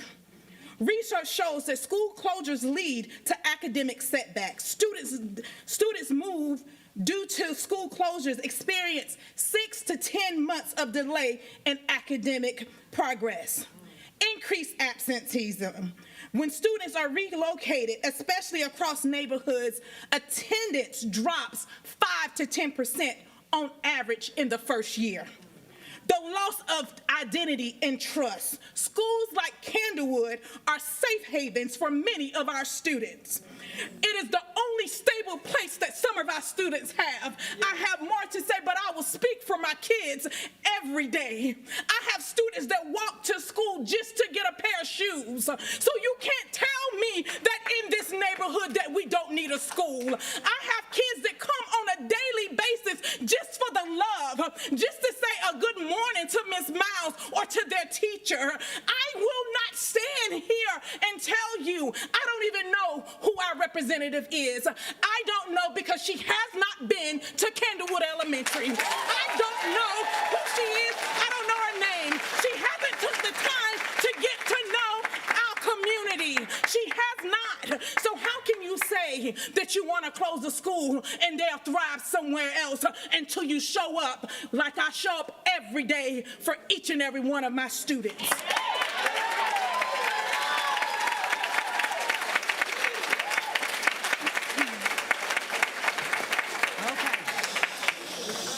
Quiet claps, please. Okay. Thank you, Ms. Miles. All right. Up next is Melissa Luna, Ashley Brady, and Stephen Burke on deck. How am I supposed to follow that? Good evening, members of the board. I'm Melissa Luna, a special education teacher at Candlewood Elementary School, member of this community, taxpayer of Converse for 27 years, and a parent to a student who previously attended a school in this district. I would like to give you some numbers, which I'm sure y'all have numbers, but I want to tell them to you because I wanted to know them. So, School A is 1.6 miles away from Candlewood, 709 students. School B, 1.6 miles away from Candlewood, 735 students. School C, 2.2 miles away from Candlewood, 638 students. School D, 2.3 miles away from Candlewood, 721 students. School E, 3.4 miles away from Candlewood, 375 students. And then School F, 3.6 miles away from Candlewood, 859 students. We have 462 students. I called the bus barn to find out about, our students being bused. 50 plus students per bus. Roughly, that's about 9 buses. So to pay for fuel, to pay for someone to drive these buses, and I heard earlier someone say that we don't even have enough drivers for the buses that we have. To bus our Eagles to new campuses. Which campus would they go to? I don't know. There's 1, 2, 3, 4, 5, 6 schools here that I've listed. Also, I put the ratings, but we don't need to talk about that because those ratings may go away. Also, our enrollment is 462. I don't know if I mentioned that. I think I did. There are 4 other campuses in our district that have less enrollment than we do. School A, 338. School B, 326, which I believe that's the campus that's going to be moved to a new campus. I have 2 minutes. School C, or 2 seconds, I'm gone. 375, and then School D, 458. Okay, thank you, Ms. Luna. All right, Ms. Ashley Brady. I stand before you not just as a staff member, but as your 2024 District Teacher of the Year, but as a proud advocate of Candlewood STEM Academy, a campus that is more than just a school, but the heart of the community. And I am truly disheartened, especially as someone who brings in money to this district. With historical challenges, we are turning instability into progress. Candlewood is challenging for the better, intentionally, strategically, and passionately. We've shifted from surviving to striving, from forgotten to focus. Our principal, Mrs. Diaz, and staff have selflessly sought out ways to heal years of inequities on our campus. The LASSO grant is just one example of the progress we're making. The initiative has opened up pathways for our students. We are talking $1 million+, almost the same amount of the money that the 3 schools would cost to close. And so in that, our Gardodia garden is blooming and full of real-life hands-on learning. And this is just the beginning. In the past years alone, our staff has secured over $45,000 in outside grants. Personally, I have been awarded over $28,000 in grants, including the Bamberger Ranch, which is a 3-day, 2-night learning experience, and 2 draft grants, what I am wearing. For the Bamberger grant, I sought out district support in taking our 5th graders and no response or support. Or our boys did not get to attend this year due to not having a certified male teacher with the physical abilities to climb and hike. We even had to get charter buses this year due to being less expensive than the JISD buses. I have hired Silver Star dancers for a dance group last year and held over 5 after-school clubs, including robotics, girls in STEM. These resources aren't just numbers. They're transformative opportunities for students. This year alone, the Jeff Grant awarded us $14,859 in grants, and I may be off. Amazing grants. Please ask yourself, when is the last time have you visited Candlewood? Or are you scared and biased because of the so-called hood? And so in that, from day one, I've reached out to district leaders and instructional coaches on areas of growth, not only for our campus, but district. I have asked about universal and district tracking systems for SPED, our highest populations, such as branching minds to help support students in need. I have welcomed over 10. I know you're on a roll. Oh, it's okay. And we're loving it, but I'm sorry, you're at your 2 minutes. We're good.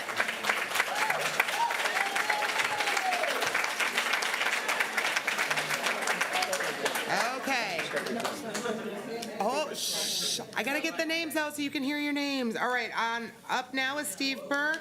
On deck is Kara Dean and Samantha Dunn. Okay, so I'm piggybacking on what Ms. Brady said. I've welcomed over 10 educators and instructional coaches from across the district into my classroom to share and learn from more instructional systems.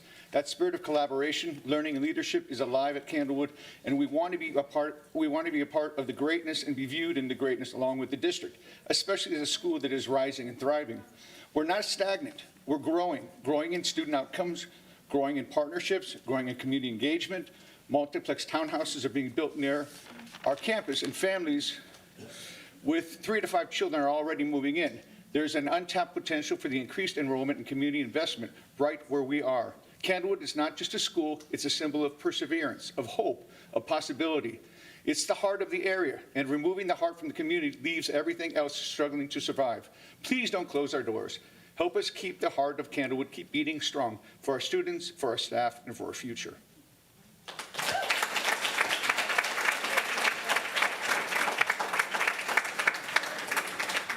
All right, do we have Kara Dean? All right, you are up. Samantha Dunn, you are next. Hi, good evening. I'm reading this on behalf of Sandra Guichard. The Diaz administration is the 13th one in 18 years at Candlewood. One year, Candlewood had 3 principals by that winter break. Ms. Diaz is the first principal to stay 4 years, and under Diaz, our campus has finally been renovated, particularly the restrooms and the sewer lines. The office area has been updated with the security features that other schools have enjoyed. We are growing, and for consistent growth to happen, the leadership must be consistent as well. And also, I would like to say, on my behalf, Candlewood is thriving.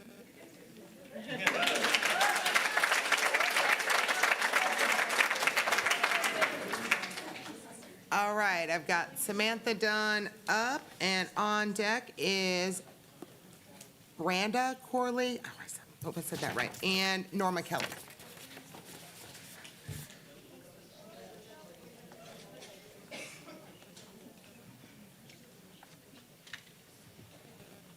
Hi, my name is Samantha Dunn, and I am reading on behalf of Pastor Robert Denard from Revelation Church. Greetings, board members. I would like to express my support for the students, teachers, and administrative staff at Candlewood Elementary. Located in the Judson Independent School District, I am saddened to learn that the district is considering closing Candlewood. Over the last school year, our church has partnered with Candlewood to help provide nutritious snacks for students to take home who may not have access to food or healthy food over the weekend. We provide snack packs for approximately 30 students each week with the ability to provide more. This program, which we call Operation Snack Pack, as well as others at Candlewood, such as the Eagle Boutique, provide value and care for our students inside and outside of the classroom. Many of the students at Candlewood experience challenges that will be complicated by moving to another school. especially with larger class sizes and less individual attention from teachers. As a neighborhood school, those students and parents currently have the closest possible access to the teachers and administration there. It is my hope that rather than closing Candlewood Elementary, it would be resourced in a way that would provide the best possible education for those students through responsible leadership, planning, and funding. I wish you the best, and I pray that God would guide you in all your decision-making. In Christ, Dr. Robert Denard. Thank you.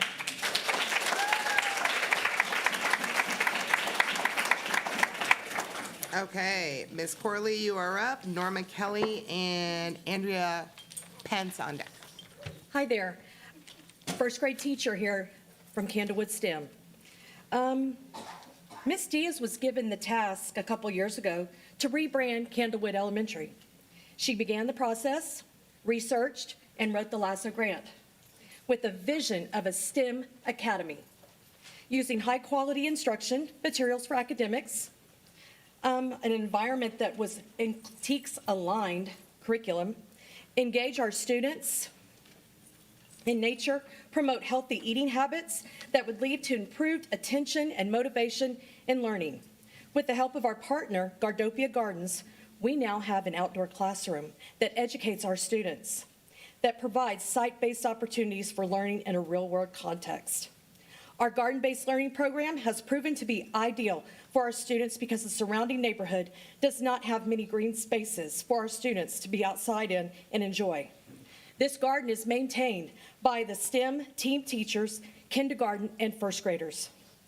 Our first graders, when we're outside at recess, they spend their time maintaining our garden, pulling weeds, watching insects do their work. One student in particular is very proud. Every day he tells his teacher, "Take a picture. This is the plant I planted." The LASSO grant is a slow growth goal, meaning it would pick up grade levels year by year.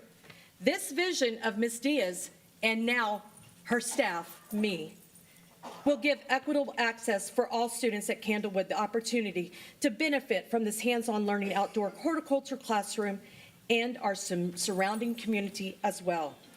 This is the only part of the many great things we are doing at Candlewood. Please allow us to continue with the opportunity to reach our achievement goal of 10.53 as set before us. Thank you.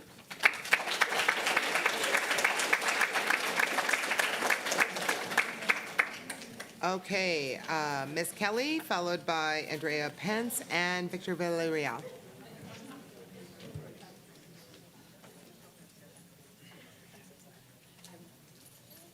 I'm not going to speak because she did not go over her time. Thank you so much. All right, thank you, Ms. Kelly. All right, Andrea Pence.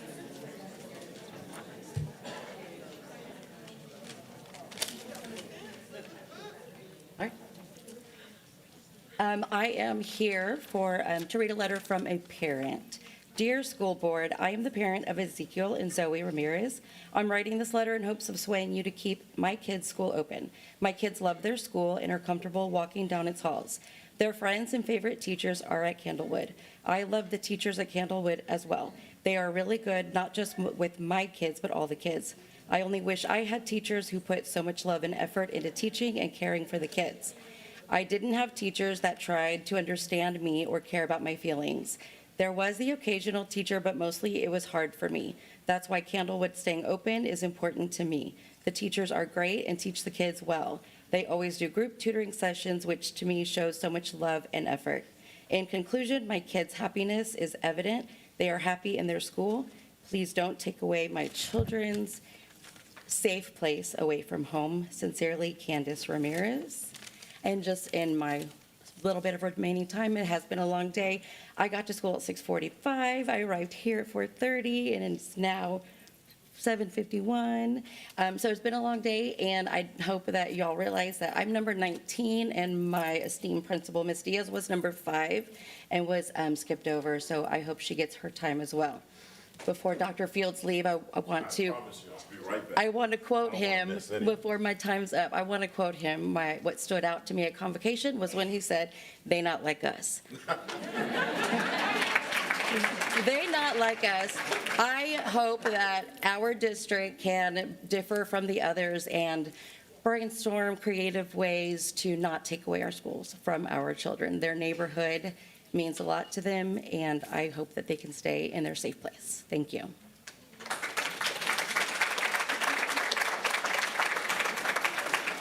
And I'm sorry for the numbering. Some of you were very specific on which school you were talking about, and some of you were not so specific. So there's a bunch of random schools in this pile, but if you are one of the other two schools that said that, you are in the pile. So we will get to you when we come to your agenda item. I just can't tell who is who on these other ones that I have in front of me. So everyone will get their chance. I appreciate your patience. Okay, that was Ms. Pence, right? So now I'm Mr. Villarreal. And I'm sorry, on deck are Marie Herbeck and, oh, I'm not even gonna try and say your name. You wanna try? Lauren O. I'm gonna call you. You probably know because no one can say your name. Lauren There you go. I'm gonna say Lauren O. if you know who you are. All right. Thank you, Mr. Villarreal. Go ahead. I'm speaking today not only as a taxpayer, but also as a family to the Candlewood staff. One of the greatest tools a person has to lift themselves out of poverty is a quality education. And this is true for my family, my wife's family, and many of the families that are here with us tonight. This quality education gives us a strength and a power that no one can take away from us. And that is that quality education is what we need to save today. Candlewood Elementary is a beacon of that same strength and power to the community and the families that are lucky enough to call it home.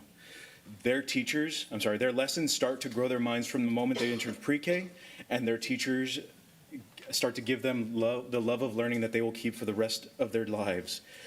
And that love of learning is what we need to save today.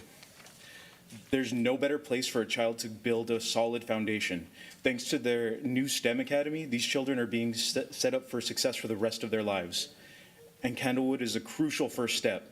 Thanks to their brilliant leadership, they have set up a STEM pipeline that will set these children up for success. Once our children graduate from Candlewood STEM Academy, they will be able to move on to a STEM-focused middle school and then a STEM-focused high school. From there, the sky's the limit.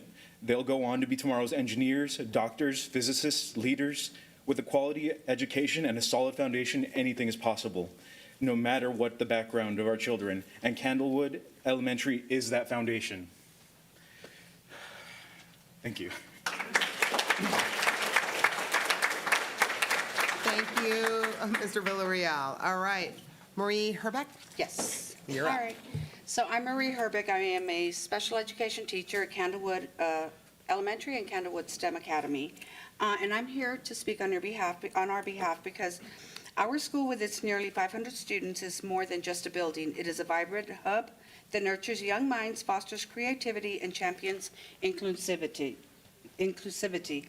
We are incredibly proud of our diverse offerings that cater to a wide range of students' needs and interests. Our art clubs, where students discover their creative voices and develop skills that reach beyond the canvas.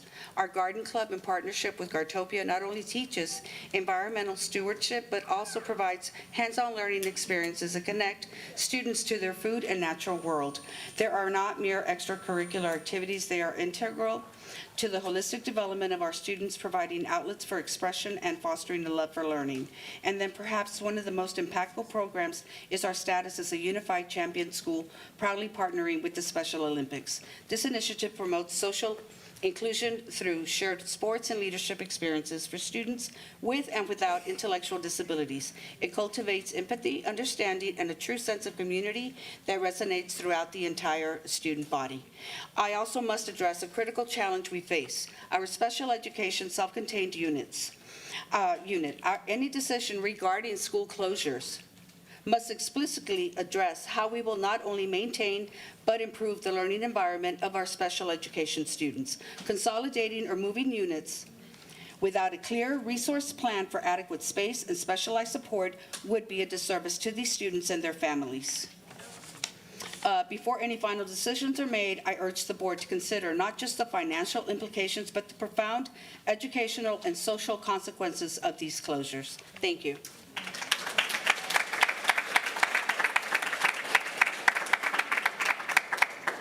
All right, next up, we have Lauren O., and you'll be followed by Leticia Sittler and Jennifer Guzman. And if you would say your last name for us, just so we can hear it once correctly? Sure. My I name didn't is wanna try. Lauren Orzakowski. Orzakowski. All right, thank you, ma'am. It's your Alrighty. turn. Thank you.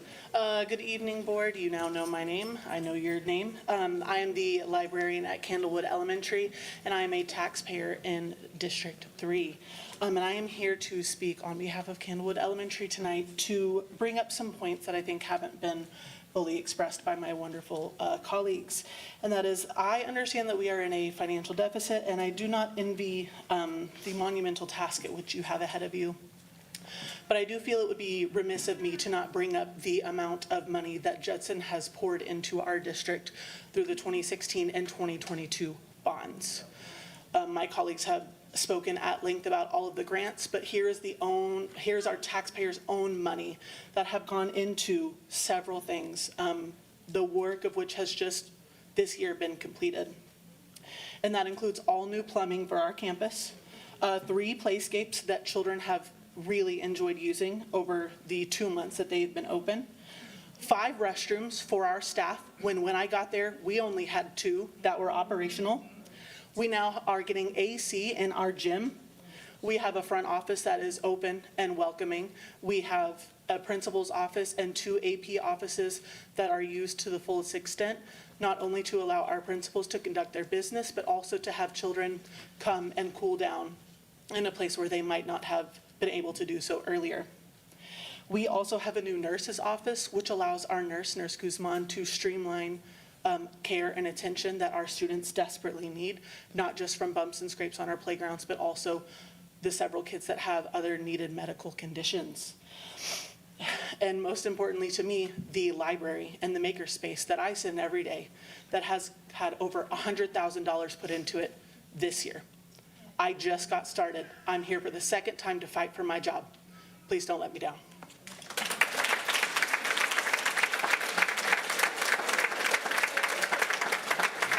All right, Leticia Sittler, you are up.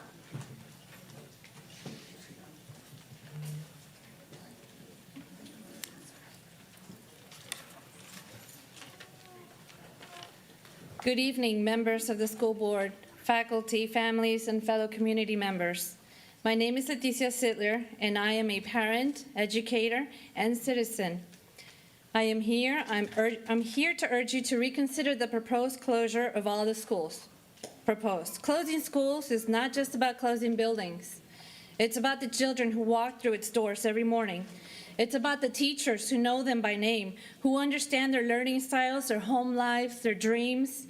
It's about a place that has provided safety, stability, and connection. Research consistently shows that school closures disproportionately affect marginalized communities. They create long-term disruptions in student learning, increased absenteeism, and decreased engagement. We must ask ourselves, are we solving a problem or are we creating new ones? Reducing the deficit will take time and effort, and I believe our board and administration can work together to come up with solutions that provide a win-win situation. What can we do to increase our student enrollment? We can control revenue, and this is one way. We can make our schools the #1 choice. Every school listed are more than line items on a spreadsheet. They're an anchor for families. As a teacher, we teach the students, but we also love our students, our communities, and our families. We must not sacrifice our children's future for short-term savings. We have to do what we have to do for our kids. If we truly are committed to equity, excellence, and community, then keeping schools open is not just a compassionate choice, it's the right one. Thank you.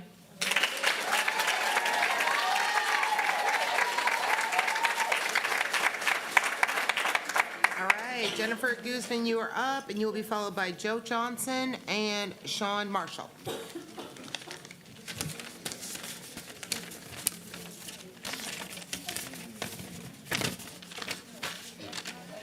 Jennifer Guzman. I'm the school nurse at Candlewood Elementary. This is my second year being with the Candlewood family, and I have to say that I found my dream job with them, with Judson ISD. I do not look to ever go back to the hospital because I love where I am at. So for those of you who aren't familiar, there's a psychological framework that's taught in nursing, psychology, education, and it's called Maslow's hierarchy of needs. It postulates that there's a hierarchy of needs that must be met in a certain order in order to enable a person to grow. Physiological needs such as clothing, food, shelter must first be met. Candlewood's in a unique position to help our community meet those needs. With the assistance of donations from faculty and community members, our Communities and Schools offers an Eagle Boutique on our campus with clothing and hygiene products. Our Eagle Boutique lessens parental strain, and it keeps our kids in school when they have accidents so that our parents can stay at work and our kids can continue to learn. We offer clothing for free to not only our children, but to their siblings, to their parents, and anyone in our community that feels like they need something. Someone has a job interview, they can come in and request to go to our Eagle Boutique, and they can get the clothing that they need. Through our community partners, such as earlier mentioned, Pastor Robert, our snack bags, they feed the kids during time when school is out, over the weekends, over breaks, and we want to ensure that none of our kids go hungry. Safety needs are next to be met. Our kids know that they're safe with us. They talk to us about their fears, their insecurities. Our entire staff work all tirelessly to ensure that our kids have the resources they need to feel safe at home and at school. If we can't find the resources, we know that we will find someone who can. The next level focuses on love and belonging. Our kids find socialization and community here that they might not have anywhere else. There's a unique sense of connection when surrounded by a neighborhood where many of our kids walk and play together. Ms. Guzman, I'm sorry. Your 2 minutes are up. I appreciate it. By really fast. Yes, sorry. All right. Next up is Joe Johnson, followed by Sean Marshall, and then Lori Lerma. Do I have Joe Johnson? Joe going once, twice. If you pop back in, let us know. All right, then Sean Marshall. Or is Joe here? Joe's here? All right, hold on. We're going to wait a second for Joe. All right. Good evening, Mr. Johnson. I'm glad we found you. You are next up. Thank you. I was looking for the numbers, so I apologize for that No wait. worries. Thank you. So, thank you all, good board members, and good evening. I know it's late, so thank you for your patience and understanding, so I really appreciate your time. Yeah, I'm a proud father of 7 kiddos from Candlewood and Judson Independent School District, overall with Metzger and as well as Wagner High School, all doing very well. My oldest daughter is Sky. She's graduating this 31st of May on there from Wagner, so super proud, very, very happy, but a product of Candlewood. She learned all the foundation, the fundamentals there here at Candlewood. Great administration team. My daughter, Summer, she's a sophomore. She has an overall average of 99%, a candidate for possible valedictorian of class of 2027, also a product of Candlewood. My son, he's a freshman, A and B honor roll student, also a product of Candlewood and class. Fingers crossed, he's really, really good. Hopefully valedictorian following in his sister's footsteps. My son Jaden, also the biggest success story. Jaden has autism, and with Candlewood and their faculty members, they have the right tools, resources, administration people that love and care for Jaden. Jaden wasn't vocal, and he had trouble, interacting with his peers. But with the help, support, and investment of our life skills team, Ms. Lyons, Ms. April, so many other people that I can mention as well too. He's now thriving. He's a middle schooler. He's in 6th grade, very vocal, whatever he wants. He's like, I want pizza rolls. He gets pizza rolls, right? So whatever he likes. And I love him for that. And it was because of the products of Candlewood. There's 3 Candlewood kiddos still, right? I got 3 in high school, 1 in middle school, and 3 in Candlewood. My youngest is 6 years old, and she loves going to school. She's always there. She's invested with her team. Also, my son and daughter are in life skills. It was very challenging, really, as a caring parent, to get the proper guidance, proper mentors, someone that's going to care, that genuinely loves what they do. Mr. Johnson, I'm so sorry. No, Your no. 2 minutes is up. That's I'm pretty fine. sure we missed a couple kids in the list, but No. Right. God bless them all. Thank you so Thank much. you, guys. I appreciate your time. Okay, next up is Sean Marshall, followed by Lori Lerma and Tegan Mullen.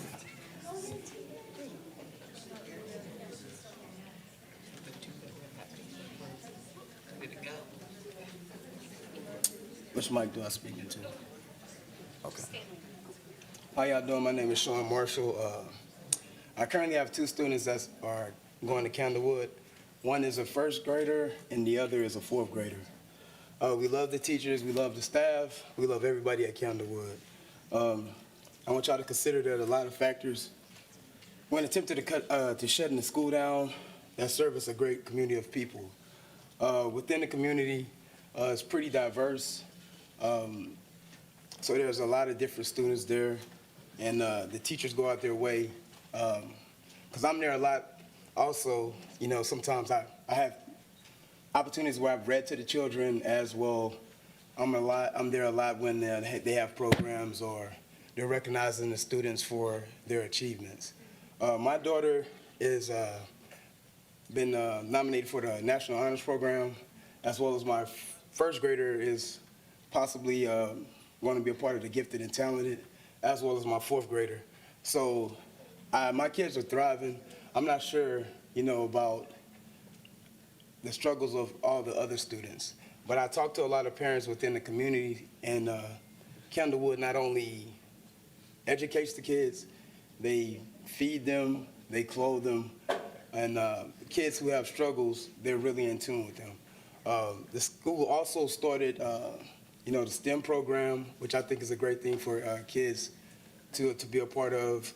They have Girls on the Run, they have art club, they have numerous activities that the kids are thriving in. And I think it's a great way for kids who struggle with, you know, the actual education side to strive to be a part of something like, you know, where it's hands-on and they're actually learning. And then sometimes their peers, like my daughter and her friends, they tend to help each other out when others are struggling. I think it would be a sad occasion for this school to close because, like I said, it services the community, and there's a lot of teachers that care. Like Miss Brady, like I said, she's one of the people that, you know, wrote a grant, took the girls to Baumberger to do the science things. As well as, you know, Nurse Guzman is one of the people that we speak to a lot, who cares for the kids, who actually is in tune with kids when they're sick. Like, she actually knows what kid needs something, like what medicines to give out. As well as like, Mr. Marshall, I hate to interrupt your story. We're all fascinated. The whole audience is, but I'm sorry, you're 2 minutes up. All right. Thank you so Thank much, you. though. Thank you.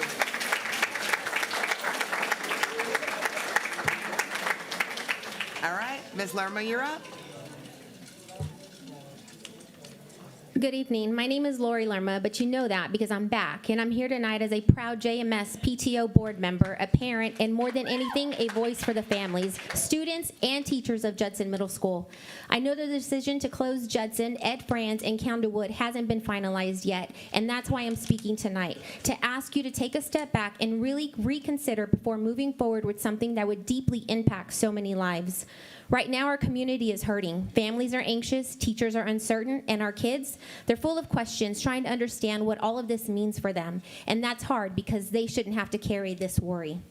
Judson Middle School is more than just bricks. It's where our kids feel safe, where they grow, and where they're known by name. It's where teachers have poured their hearts into shaping young lives, and for so many of us, it's where we've built lasting connections as a school, family. This place matters to all of us. We understand that the district is dealing with tough financial realities, but we're asking you to look at the whole picture, not just what the budget shows on paper, because closing the school doesn't mean costs go away. Even buildings that are closed still rack up utility bills. They still have to pay for things like electricity, water, pest control, basic maintenance, and insurance. Those buildings don't just sit there for free. On the flip side, the schools that take in more students will see their costs go up as well. Higher electric and water usage, more wear and tear, more cleaning, more everything. Those increased expenses can start to cancel out any money you thought you'd be saving. Transportation costs will also arise. Buses will have to drive further, pick up more students, and make longer routes. That means more fuel, more time, and more disruptions for families who are already juggling a lot. And transitions like this aren't free either. Moving equipment, reassigning staff, adjusting services, it all takes money, energy, and time away from the classroom. But the biggest cost of all, it's the toll it takes out on our families and the students in our community. Our teachers are some of the most dedicated, caring professionals you'll ever meet and are now facing huge unknowns. Will they have a job next year? Will they be moved somewhere else? Will they lose the strong relationships they've built with students and coworkers? These aren't small questions. They're life-changing concerns for people that have given so much to our kids. I'm sorry, Ms. Lerma, I got so engrossed in you, I didn't even realize your 2 minutes were up, but I'm sorry. Thank you.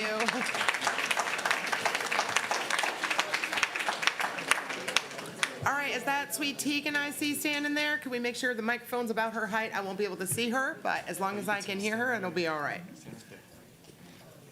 Go ahead, my lady. Have you ever loved the school so much that you had to write about it? Well, let me tell you about my school.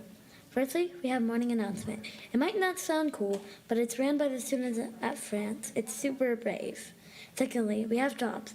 Our jobs help us learn about responsibility and being leaders. I have been a litter bug and a library aide, and I loved it. It's helping the earth. I loved helping the earth and making it easier for people to get library books. Last but not least, we have awesome electives. We have music, which you can learn to play instruments. We have enrichment, which challenges your brain, and art stars. It's full of creativity, and you get to keep all your projects. How amazing does my school sound? I bet you want to visit or start coming to my school.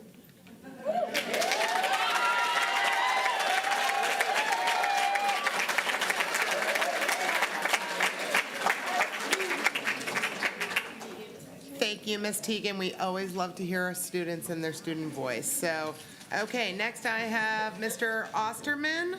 And then next on standby are Deborah Wilcox and Bella Adair. Is Mr. Oster? Oh, he is here. Okay.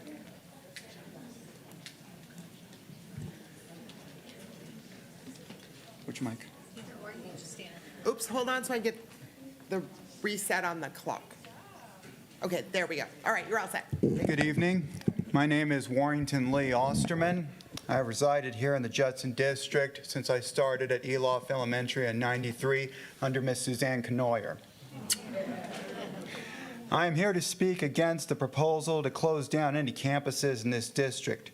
It is an irresponsible rush to do this while other options have not been utilized. Just last week, this board suggested that there might be the option to pass what has been referred to as a VADER, which would, as I understand it, would be an option to seek approval by the voters to increase this tax on this district and allow for money that could come at over $10 million. Closing schools is the nuclear option, and if you want to say that you truly have exhausted all options and have no choice, at least give the tax-paying voters a chance to be a part of the decision with such an option. Furthermore, I would like to say that the fact that we were originally told last week that the consideration was going to be only towards Judson Middle School and one unnamed elementary school, and now we are hearing about 3 schools total, as a lack of transparency. You have other options. You have not exhausted all of them. Please take that into consideration. Do not close a single school tonight. Thank you.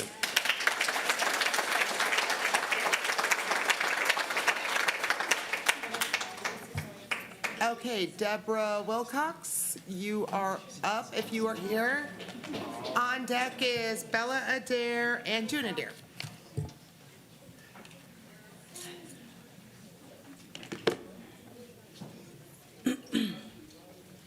Hi, good evening, everyone. My name is Deborah Wilcox, and I've served the students of Judson Middle School for the past 3 years as the choir teacher. I have to speak honestly today, so I must say it was a slap in the face to find out that you all wanted to remove J-STEM from our campus, but to then turn around and try to close JMS by the end of the school year on what feels like a whim is downright diabolical. And I must ask, why JMS? Why shut down the largest middle school? What purpose does it serve to cripple all of your campuses by closing one of its strongest schools? What does it prove? You all speak of finding means to fix a $45 to $48 million deficit, but closing JMS doesn't even solve a full 1% of that deficit problem. So what are we doing here?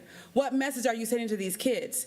In my opinion, the effort to close JMS shows a complete disrespect and disregard for the students' education and well-being. It shows me that you don't care about these kids, their family, the community, or the faculty and staff that serve them. If you close down this school, you do a disservice to everyone in your purview. You'll weaken your flagship high school, Judson High School,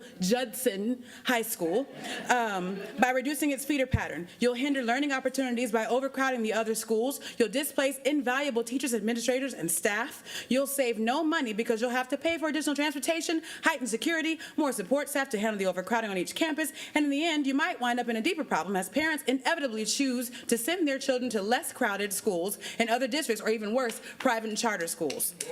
No campus is perfect. JMS is no exception. But I promise you, just about every kid there, not just about, I promise you that every kid there is treated with dignity and respect, and each of them knows that their school is a place they can call home. I am certain that every school represented here tonight could say the same about their kids. I urge the members of this board to reconsider. Literally take time and reconsider all the options that y'all listed earlier on the table. Take school closures off the table. Please do not rob these kids of their homes. Thank you.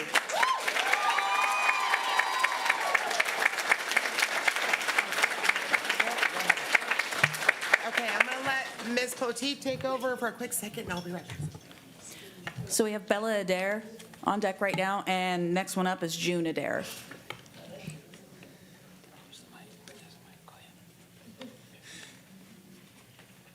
France Leadership Academy is our home. Beyond the classrooms, France Leadership Academy offers something special, something unique that sets it apart. We have created France Academy a dynamic and innovative learning environment that includes 12 electives such as art, music, and even a partnership with the Live Oak Police Department. Our makerspace encourages creativity, and we offer specialized programs like VYP tutoring and Grow Getters, which gives students the skills and tools they need to succeed both academically and in life. In addition, France Leadership Academy is home to 15 different student clubs, including Lego Club, Dance Club, the Dribble Team, Young Astronauts, and World Language, to name just a few. These programs give us opportunities to explore, learn, and thrive in ways that are simply not available at other schools. We provide a well-rounded education that fosters creativity, leadership, and community involvement. Education is more than just test scores. It's about creating well-rounded individuals who are ready to contribute to society. It's about providing children with a safe, nurturing environment where we can discover our passions, make lifelong friends, and prepare for the future. And this is exactly what neighborhood schools do. They don't just teach students, it builds the future of our community. Closing France Leadership Academy is not just closing a school, it's closing a vital piece of the fabric of this community. We cannot allow that to happen. Thank you for your time, and I urge you to stand with us to keep France Leadership Academy open.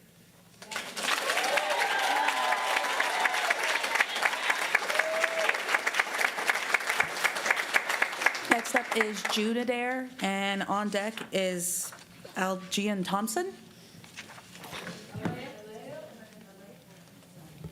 Sorry, Alea. It looked like a G. My fault. Good evening. I won't waste my time with all the people stuff. My name is June Adair, and I stand before you to speak against the closure of 3 schools, not just at France, in the Judson School District with only a 2-week notice before school ending and the community not being involved or allowed to address issues with the board and receive information. On behalf of Franz Leadership Academy, Ed Franz Elementary School, and Live Oak Elementary, a school that has not only educated generations of children, but is also a cornerstone of our community. For over 60 years, this school has been more than just a building. It's a symbol of hope, dedication, and continuity. It is a place where children of all backgrounds have come together to learn, grow, and form connections that will last a lifetime. When I moved here, when I got out of the military, I was the only black family on my street. Since that time, the community has evolved, and all 6 of my sons have graduated, and now my grandchildren go there. My second grader, I'm leaving my paper, she said, "Grandma, can you tell them that if they move to school, we can't walk home with our friends?" So I'm going to take some of my time and tell y'all that. Friends Leadership Academy is named after a man who dedicated his life to serving this community. Mr. Franz worked tirelessly with the community, spending hours with Boysville. He gave my sons their first computer that he built. His legacy lives on in the halls of this school, and we owe it to him and generations of families who have walked these halls to ensure that it remains a vital part. The school is not just a building, it's a tradition. We're at a crossroads today facing the potential closure. It'll be a loss for our community. Live Oak is a small town, tight-knit. I want to bring to the board's attention that part of the reduction in enrollment was due to the fact, just 1 minute, that we closed, not a whole minute, just let me finish my sentence. We stopped free pre-K that was housed there. When we stopped pre-K, we lost a lot of students. I know, Ms. And Mr. Yes. Dare knows the rules, so you know I'm going to cut you off. That's so sorry, okay. ma'am. I'm going to Thank you hand so y'all my much for copy your on your comments, email, though. all right?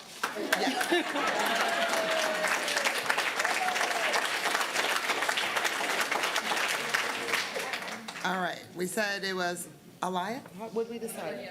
Aliyah? Okay, Aliyah Thompson, followed by Jamila Naylor Thompson will be next on deck, followed by Danny Denson.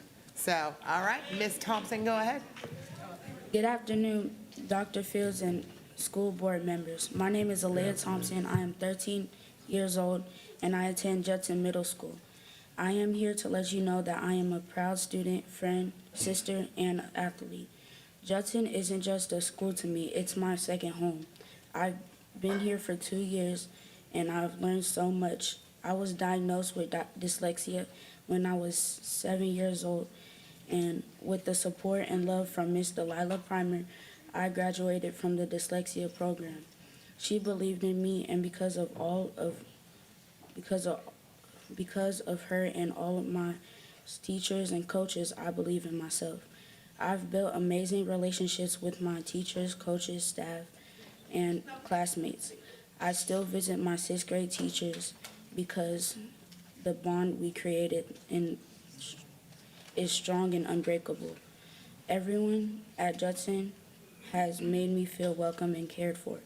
Both of my parents served in the military, so we moved around a lot. I was so happy when they retired because I finally got to stay in one place. That place is Judson Middle School. It's where I belong, and I don't want to lose it. I look forward to finishing my 8th grade year at Judson Middle School and then attend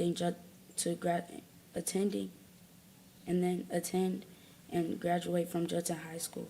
Please don't take our school away. We love it, and it loves us back. Thank you.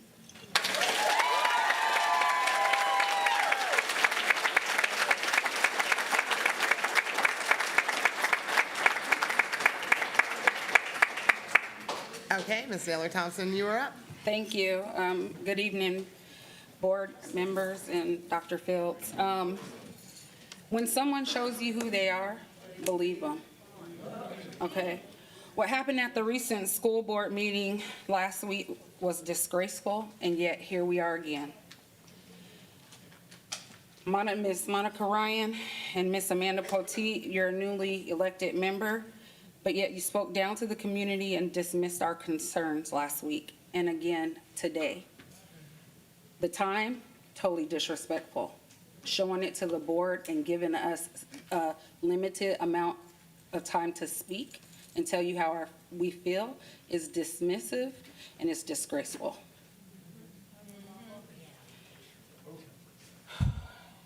And I have to ask, how dare you ask for decorum and you show none yourself? As a parent and a taxpayer, I am disgusted. As board president and vice president, you have shown no genuine interest in advocating for our students or our community. But no matter how much time you cut from our speeches, we will not be silenced. We will not stop fighting. We will continue to be the voices you refuse to hear. We are united, we are invested, and we will not back down when it comes to protecting our children, our schools, and our future. Keep Judson Middle School, Candlewood Elementary, and France Elementary open.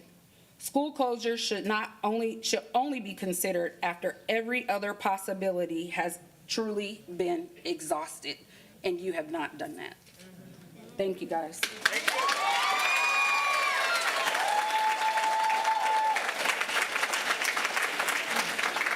Okay, Mr. Danny Denson, and you'll be followed by Dr. Walker and Mariela Barnaby. Good evening, everybody. How y'all doing? My name is Danny. I represent Candlewood. I didn't prepare a speech or anything like that. I wanted it to be from the heart. My children and my wife asked me to speak on their behalf. I'm retired Army. I was in the military. And in my time in the military, I was a combat engineer. Just reverse it, an engineer of combat. So there was times we had missions where we had meticulous planning. It didn't work out. We had to figure a way out. We're asking you to figure it out. I fought for y'all, and I'm not asking for a cookie. When I chose to join the military, I chose to fight for people I don't know. When you chose this job, you chose to fight for us. So just fight for us and our children. It's not as easy as to say, hey, let's just close it. Figure it out. At least do your best to figure it out. That's what we ask. That's what we expect. Thank you, and that's all.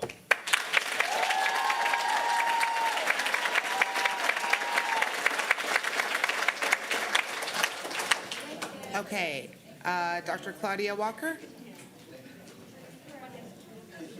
Yes?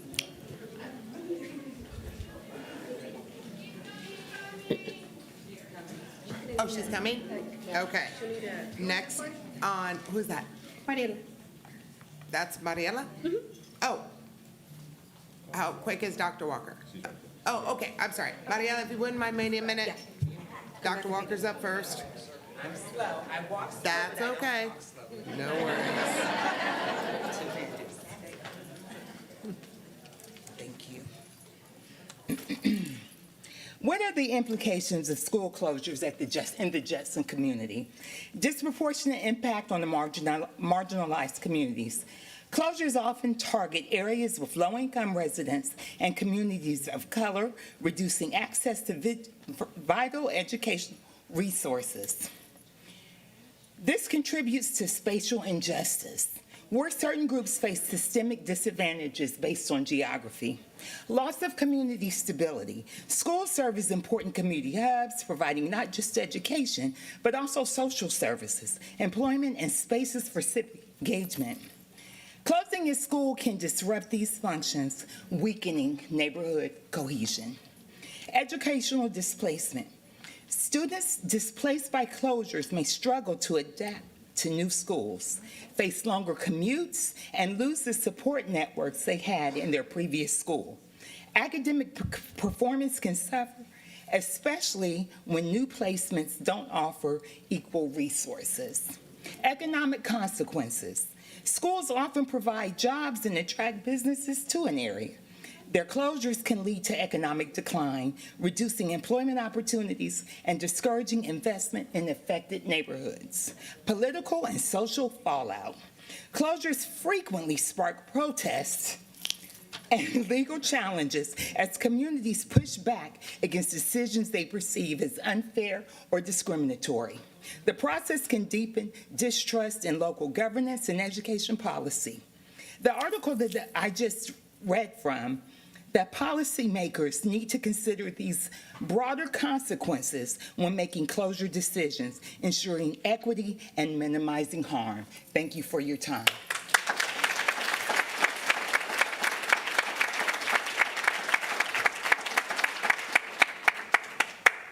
Okay, now Maria. ¿Usted habla español? Sí. Yo le voy a traducir. Si dice una oración, me da el permiso Ok. para traducirle. Poco a poco. Sí, me da chancita para Hola, buenas noches. Soy Mariela y hoy vengo a hablar como padre de familia. Good evening, my name is Mariela, and I'm here to speak to you as a parent. Me- Lo que más me preocupa de lo que está pasando con Judson ISD What I'm most worried about here in Judson ISD, es que me acabé de enterar el sábado que se cierra la escuela de mi hijo. I just found out on Saturday that you guys are closing the school, Y my mi son's hijo, school. y mi hijo estaba conmigo. And my son was with me when I found out. Y lo que realmente me hizo venir aquí And what really made me come here tonight es que mi hijo empezó con ansiedad. is he began to show anxiety. Él no pudo entender He could not understand a su edad corta at his age que nadie haya dicho that nobody had told him antes before que la escuela se iba a cerrar. that the school was going to close. Como padre, As a parent, le explico a mi hijo how do I explain to my son que el mal manejo del dinero del distrito, that due to the poor management of the district, su escuela se está cerrando? his school is closing? Se supone que las personas que están en una educación alta I suppose that the people that have a high education saben de finanzas might know about y saben finances cómo manejarlas. and how to manage them. Lo siento mucho, I am so sorry, pero mi hijo but my son vinieron todas esas preguntas a su cabeza. had all those questions. Me dijo, He mi told hijo, me. ve madre y habla por mí Please, Mom, go speak for me. y por todos los estudiantes And para for que all no the cierre students nuestra so that they escuela. will not close the schools. Yo lo único que le pude decir, The no te only lo thing I aseguro, could tell him is, well, I can't assure you of that, pero claro que voy a hacer todo lo posible que yo pueda. but you better believe that I'm going to try my best. Entiendo que Ed France, desde que él llegó a esa escuela, la sintió como si fuera su casa. Since my son arrived to Ed France, he felt that it was like his home. Cometí el error de moverlos a otra escuela I made the mistake to move him to another por un school año for a year. y en ese año mis hijos sufrieron And in bastante that 1 year, my children porque suffered greatly. allí encontraron, ¿cómo se dice? Distorsión a los niños, ¿cómo se dice? Ay, perdón la palabra. Abuso a los niños. They found child abuse. Not abuse, but what's the other word? Bullying. Mucho bullying. No, pero hay cosas que no se metan. Okay. Mucho bullying.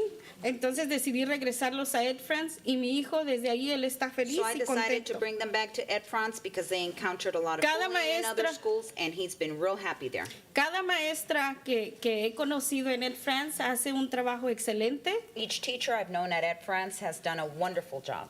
y yo la de verdad lo siento mucho por todas las maestras que se And están truly, I quedando feel sin su very trabajo sorry for you guys for Debido- being displaced from your work debido a decisiones tomadas como siempre de lo más alto, due to decisions that are made by the highest above. que se supone que deben de hacer las decisiones siempre contando en las That comunidades. they're supposed to make decisions by, consulting with the community. Yo siento mucha frustración, la I'm verdad, extremely frustrated, to be honest with you, que yo tengo miedo a hablar en público, that I'm afraid to speak in public, pero tenía que hacerlo. but I had to do it. Yo sé que no es fácil para ustedes entender I know that it's not simple y sé for que you guys to todo understand this, trabajo necesita mucha actitud, and that every job requires a certain attitude, pero yo creo que estamos aquí siempre para ayudar lo que es mejor para la comunidad. but I believe that we're here to really do what's in the best interest of the community. Gracias.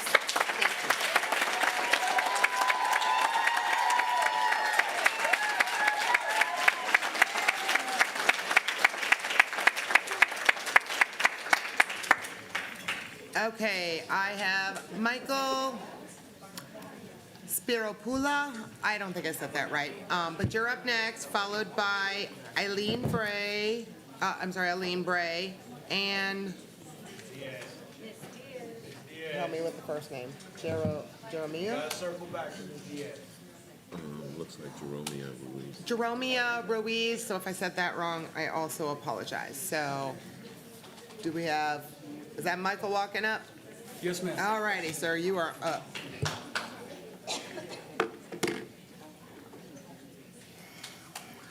Good evening, members of the board. First, I want to address the community, and I'm sorry this might be out of line, but as community members and representatives, this hallway was left disgusting. What type of community is that? What kind of community are we representing for our kids? What are we showing them? We have to be the individuals that they look up to and can model after. Doing that shows that we don't care as a community. It's disgusting. Anyways, I'm a retired Marine, volunteer at Franz Leadership Academy. Like most students attending these schools up for a potential closure, I was and can speak firsthand to being a student of economically disadvantaged family. I know the board is weighing difficult decisions. I also understand that metrics like enrollment and cost efficiency are part of that. A 2011 study suggests cost savings on school closures is limited. So I urge you not to let the numbers obscure the deeper impact Franz and the other schools have, especially on the students and families who need it the most. When making this decision, is the board considering the impact to the students and families? These schools serve many families who are economically disadvantaged. Having experienced it myself, closing schools doesn't just reroute them, it will displace them. That means longer commutes, disrupted childcare arrangements, and for some parents, especially those working hourly jobs, a direct hit to their income and job security. These are not abstract concerns. They are the day-to-day realities of the families and children who rely on these campuses, not only as a school, but as a source of stability and support. While consolidating campuses may appear to save money on paper, the downstream cost is lost engagement, lost trust, and lost opportunity, which is immeasurable. A testament to that is the UC Davis study on school closures, which found that effects of school closures on local crime rates were much wider than previously thought, particularly when a school merged with a non-closed one. So while you're trying to ruin communities, these schools are trying to build them up. At All right, Franz, sir, I'm sorry, we're at your 2 minutes, but I appreciate you so much. Thank you, Mike.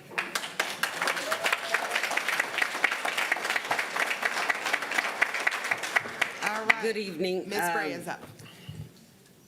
At first, I just want to say thank you to Dr. Fields. I want to say thank you to this administration because I've watched how hard you've worked, and it's not taken lightly. Citizens, get your voter registration card out and vote in the state elections, because everything that's trickling down is coming from Austin. All the things that are going to change in the classroom, you can't blame this board. They're coming from Austin, and the school districts have to implement some of this stuff. I've worked with a lot of you people, just about all of you. I know. I'm what they call a thunder rocket. I have children that graduated from Judson, and I have a son that graduated from Wagner. Who remembers Converse Fair Meadows? That tells you how long ago, because I have a child with autism that was more Asperger that has a college degree from A&M San Antonio. And it's because of these people that poured into him, transitioned him correctly. He graduated from Wagner High School, National Honor Society student. I have another son that's 45, so that'll tell you how long.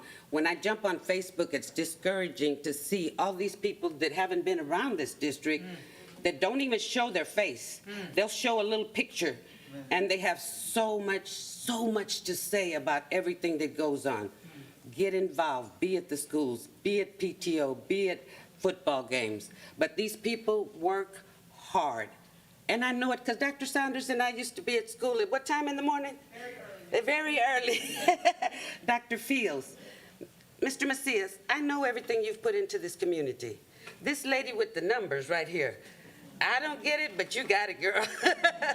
We just need to come together as a community, because this is not what Judson is. This is not what Judson's ever been about. All right, Ms. Bray, I'm sorry, your 2 minutes. are up. J-I-S-T.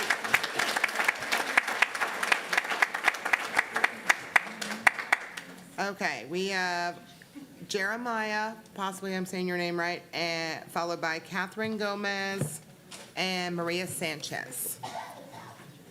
Wait, before you start the Can you time. please say your name? Because Yeah, is it this mic or this mic? Okay. Okay. Hi, so my name is Jeremiah Ruiz. I am going to speak as quickly as possible. I'm a mom. I am also, let's stop the time, please. Oh, not.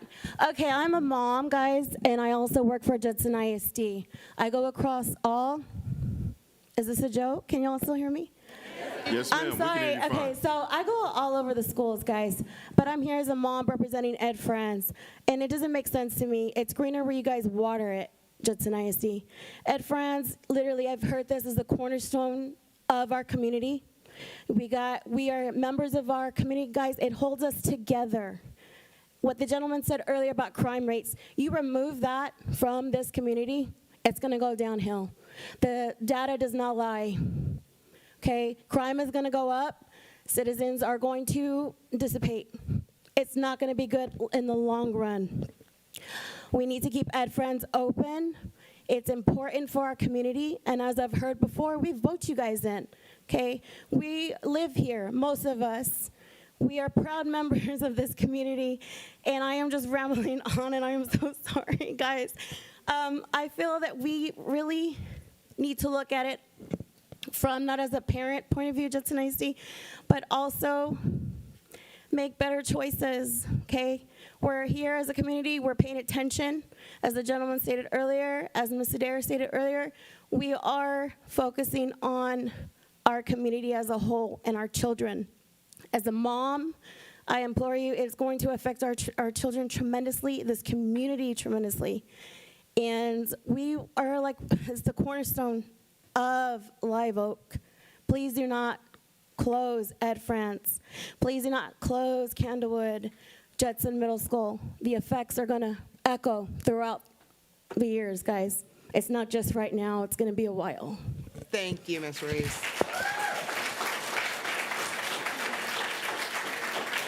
All right, do we have Ms. Gomez followed by Maria Sanchez? Yeah, I'm gonna fix these. It'll pick you up if you'll just stand in the middle.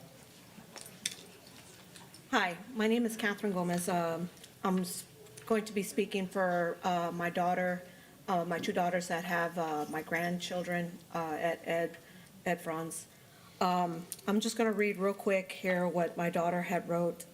My son, Sebastian Smitley, is autistic. He has been going through Ed Franz Leadership Academy since he was 3 years old. During this time, Sebastian has flourished. When he started, he only made noises such as screams and screeches to communicate. It didn't matter how much we practiced with him at home and stayed on it.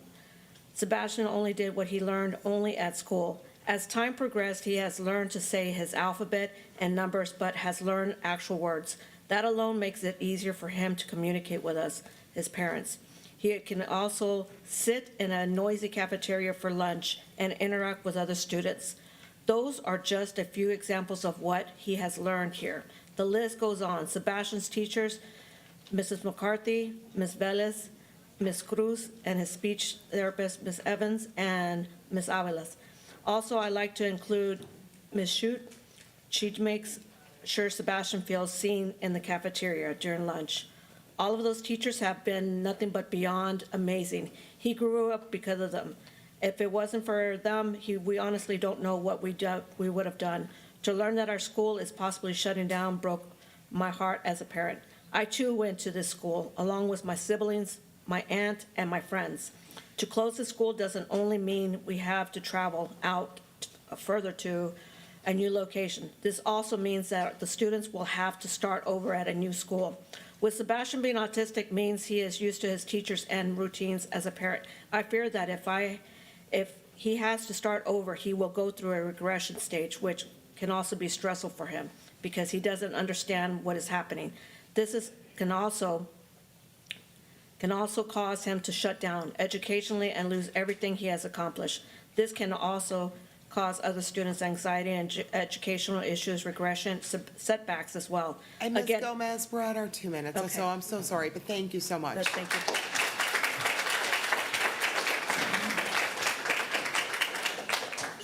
All right, and last in this section, Maria Sanchez. And then remember, we will get to the rest of the Franz and Candlewood that actually wrote Franz and Candlewood as soon as we finish up the Judson Middle School, so. Good evening, board members. I speak tonight as a parent, as a taxpayer, as a volunteer, and as somebody concerned about the future of our district. So we're facing a $50 million deficit, roughly, yet school closures are being considered before practical and responsible steps are taken. Let's look at Lamar Consolidated ISD. They face deficit too, but this year somehow they managed to pull off $500 million actual surplus. They accomplished this by budgeting conservatively, increasing transparency, and putting students first, not administration. Judson, on the other hand, is still hiring central office and administrative positions. Right now, while discussing school closures that serve our community, that includes roles in human resources, purchasing, and clerical support. These are posted publicly, so how do we justify that? We can't keep asking families to sacrifice when we haven't even asked the same of our central office. If we don't take bold corrective actions, we actually risk this intervention from TEA and the state, and Judson could lose control completely. That's not speculation, it's precedent. I respectfully ask all of you, pause non-essential hiring at central level and delay new school openings. Based on the budget, it was $3.5 million that we can save. There's no way that we can justify 1.7 in closing a school that we know is gonna cost a lot more. And that's just for Judson. I have a sophomore in high school right now who's in band. We are volunteering tirelessly, and we see the decline in all our fine arts and athletics and in every single program across the school. Somebody said it earlier, is Judson next? That's very concerning. What's the 5 and 10-year plan? We're facing issues right now. What's a projected growth? Are we looking at the decline? Are we really considering how vouchers are gonna impact that in the next 2 years when they go into effect? What about charter schools? What about private schools? What about people that homeschool? Are we taking a look at any of that and considering how that's going to affect our schools, not just today or the end of this year, but in the next 5 to 10 years? I'm considering bringing my daughter back to the district. We had to move her out because of other issues. I don't have to be here. My property is divided, and I know there's more of us. Thank you, Ms. Sanchez.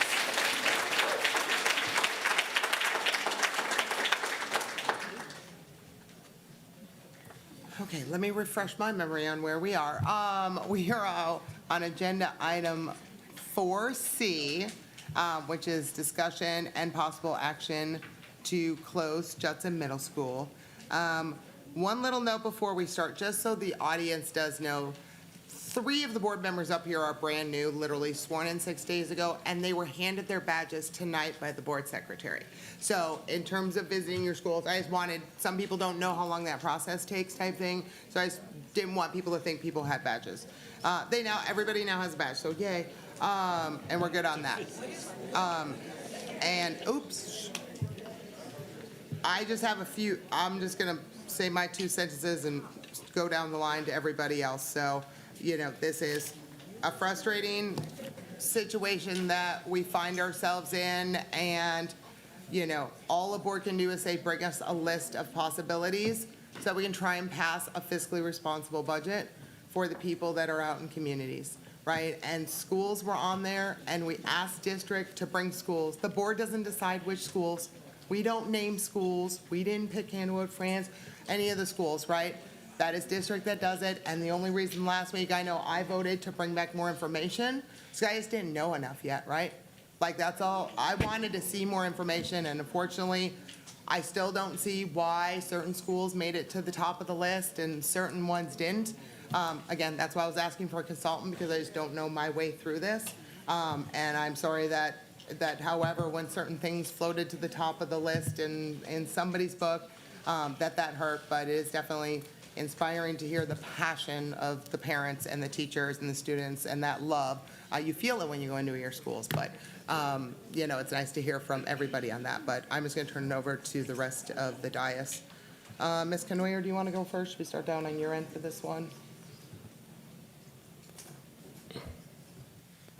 I've said before that I oppose closing schools without a proper process going through, just like we did before when the decision came out of Growth and Planning to look at closing schools and Coronado floated to the top. I still stand by that. I just want to thank y'all for coming tonight and sharing your school spirit and your heart for this district, for the kids, for the families. And I've heard every word you've said, and I just am so grateful for you. Thank you. Mr. Macias? Yes. I have a lot to say, but I only have so much time to say it. So let me just say that this board made a very strategic decision in December. So when you ask yourself, why are we here? We're here because this was a board request. And this was not a request by administration. So for my new colleagues, I'm glad they've had an opportunity to listen to the community, a community that I'm very familiar with. I've been doing this for 5 terms, so this isn't like I started yesterday. But I do know how my community feels. And I represent Judson Middle School because it's located in my district. So it's a little disingenuous to say, hey, I just wanted to, no. We already talked about this, and we believe in smaller campuses in middle school as a strategic process to help us reach students. Trying to throw them all in one school is going to hurt the management of the campus. We need to reach students. So I don't agree that this just, you know, no, this was already discussed. Now, Ms. Poteet said in the last board meeting, we didn't do our job, which again, I'm still sort of offended by that because our job was done and we were strategic about our decision. I will not support any school closures. The way this process worked out is inappropriate, but I do want to be fair.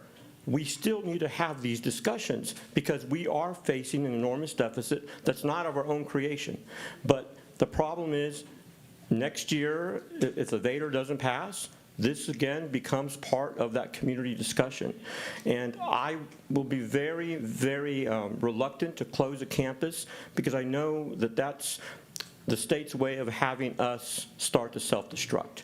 If we can't offer a quality education, then what the heck, what are we going to do? So the goal is not to close schools. It's not to hurt teachers in the classroom. It's a way, we got to find a way out. And certainly, thank you to everyone that came out because you were heard today. Now, hopefully this board makes that decision today that we do not close schools, but I want to be very clear. We already had made a decision in December. We shouldn't be here right now, but I'm thankful. There's always a silver lining when something like this happens. And I'm proud of my community uniting on this issue. Thank you.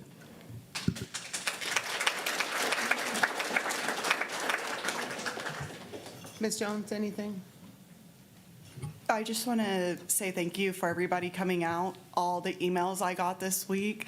I'm new, excuse me, just the mom in me is coming out. Thank you.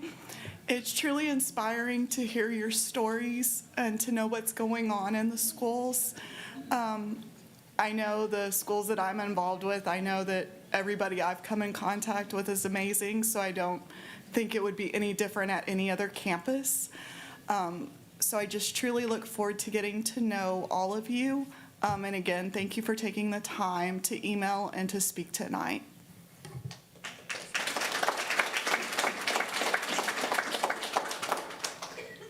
Ms. Lee? Hello, good evening. I just want to thank everyone. I did receive 200 emails. I know it's a lot to take. It's my first time. I tried like everything that has phone numbers.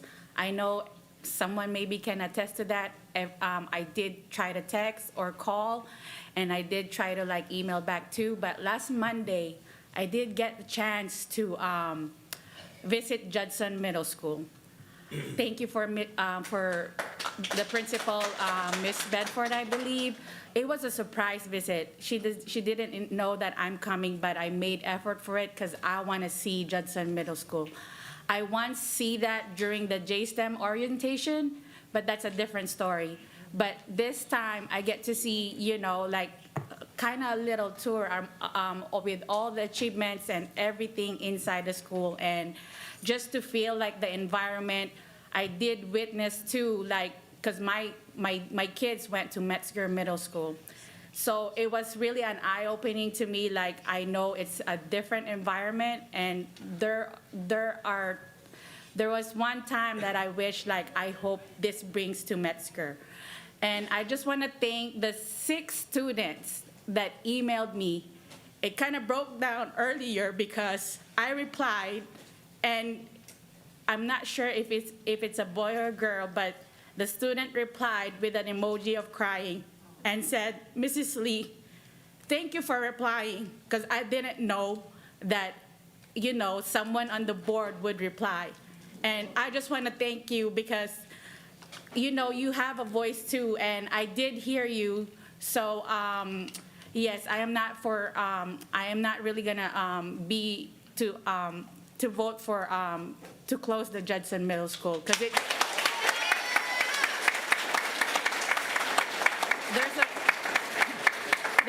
there's a purpose for it, that it says Judson, so it would be devastating to, like, close it and have, you know, the Judson name to carry it. So thank you all for, you know, staying and voicing out.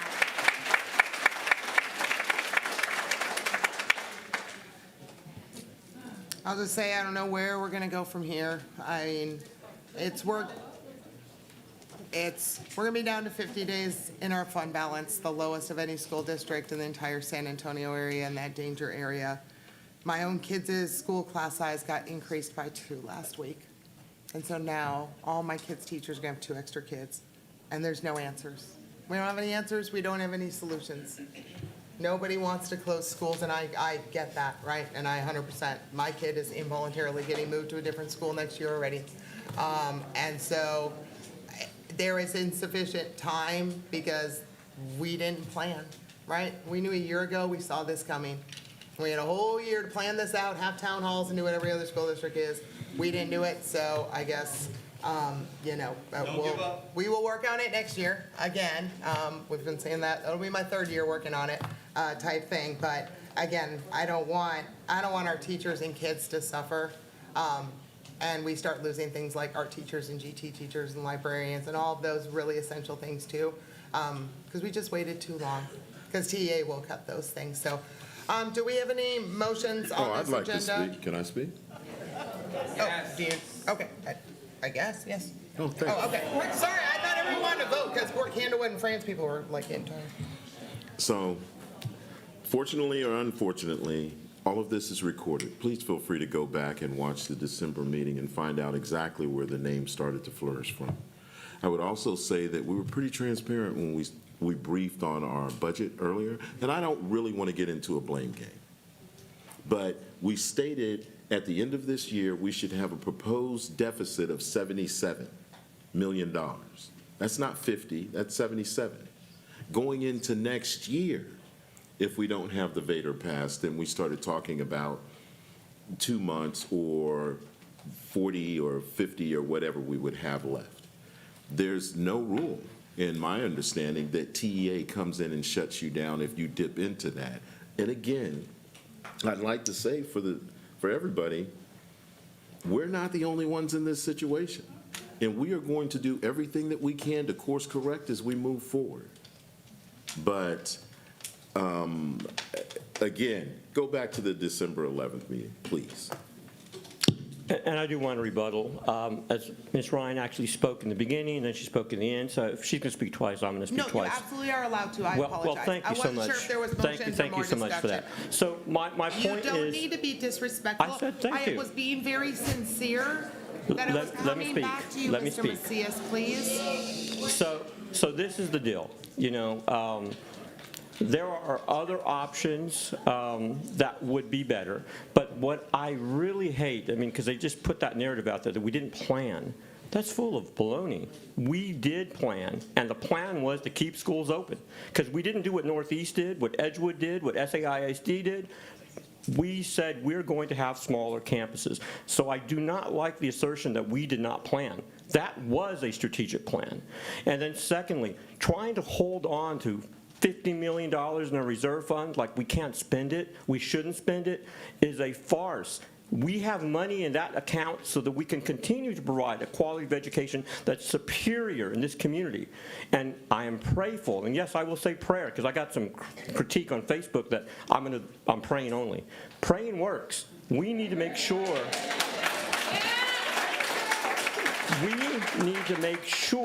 that we put responsible leadership in Austin. And I know they feel like it's intangible, but it's not. We can be heard. And so there is still hope. If we pass the Vader, we bring an influx of revenue.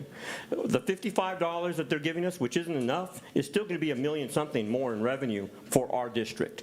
So in 2 years, legislature meets again, and I promise you, I'm going to be very active about finding folks that support education.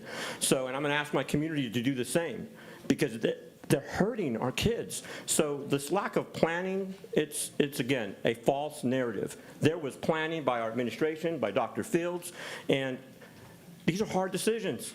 Every cut hurts a student. And we have to be very deliberate, but analytical and thoughtful before we make any cuts. That is how we have to treat this. Not a slash and burn, let's just cut because we've got to balance the budget. There's no feeling in that action. It's just, let's balance the budget. We care. I know that this board does care. I just wanted to make sure that was on the record.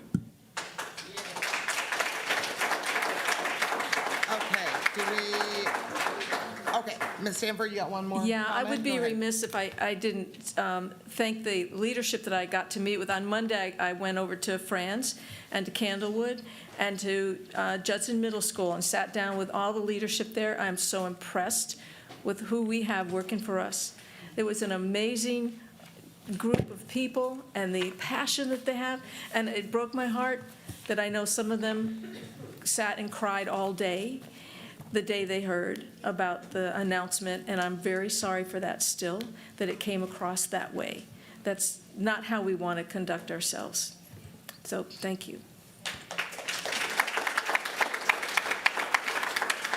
Okay, do we have any more comment, any motions, or anything on 4C? Moving on to 4D.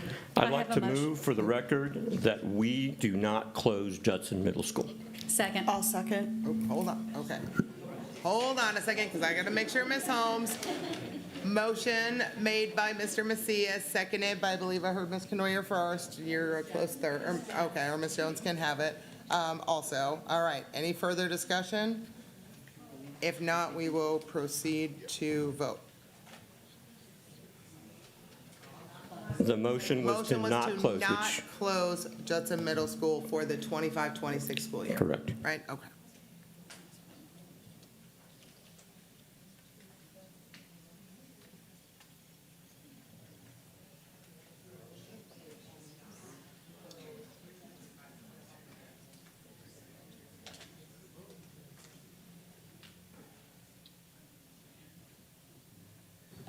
I'm leaving it in suspense. Okay,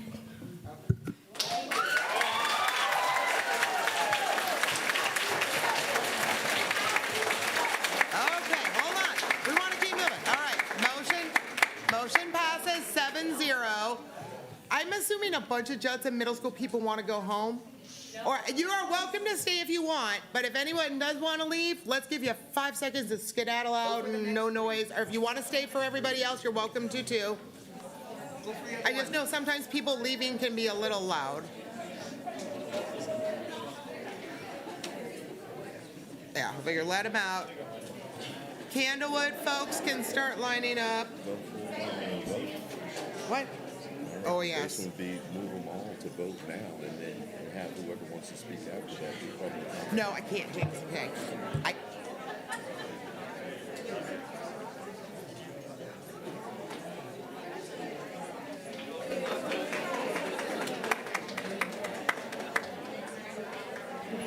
All right, Judson Middle School, move quickly. I love you all, but go.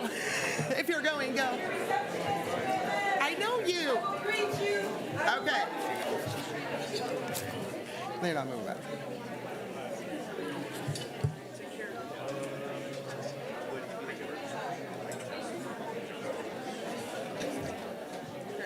All right. If you can hear me in the back, I want to get people lined up. First up is going to be Ms. Rochelle Diaz.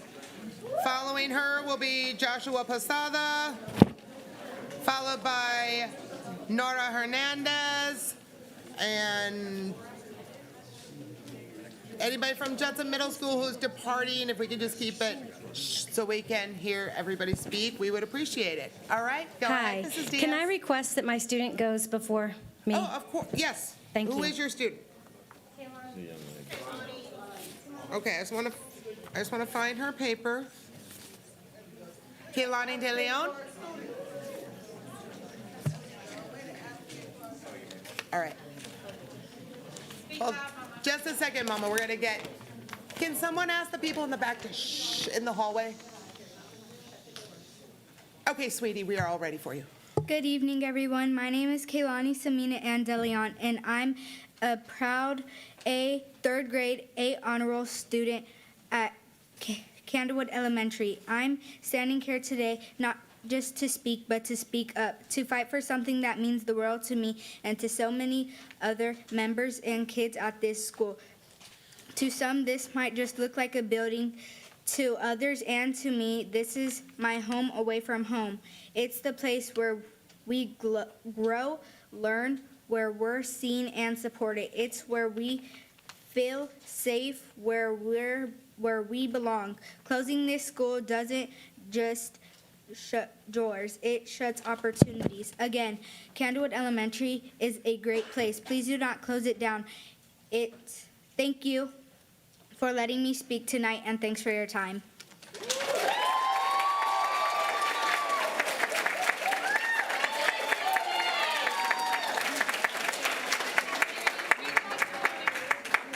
Thank you, sweet Kehlani, and she is up very late, so if she's a little tardy, let's give her a little bit of grace in the morning, okay? All right, now, Ms. Diaz, are you ready? It's all you.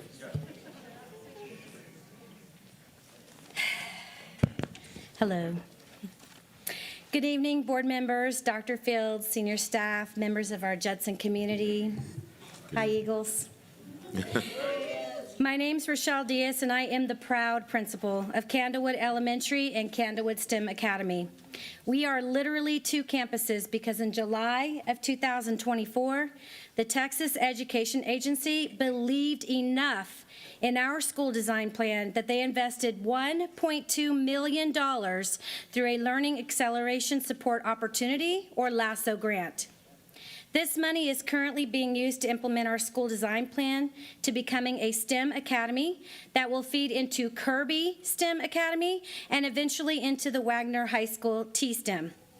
I am here tonight with deep concern, not only on behalf of myself and our devoted staff, but most importantly on behalf of the 460-some students and families that we serve every single day. Simply said, I'm here to advocate for our campus to stay open. If you close our doors, you're also closing the STEM pipeline we purposefully developed on the south side of Judson to provide equitable opportunities to some of the largest growing careers in STEM. Our school was recently informed, with less than 2 weeks remaining in the school year, that a vote is being scheduled to look at closing Candlewood and redistributing our students to other campuses. This came as a shock not only to staff and parents, but to our students as well. It didn't take long for the word to spread during a time when they should be looking forward to field day, signing autograph books, and participating in their end-of-the-year classroom parties. Let me be clear. We understand that the district faces difficult decisions. We all face difficult decisions every single day. Our families are furious, not because they don't understand challenges, but because they were not included in the conversation, because the community they trusted to serve them blindsided them. I urge you to think about the message. Okay. I'm so sorry. It's okay. Thank you.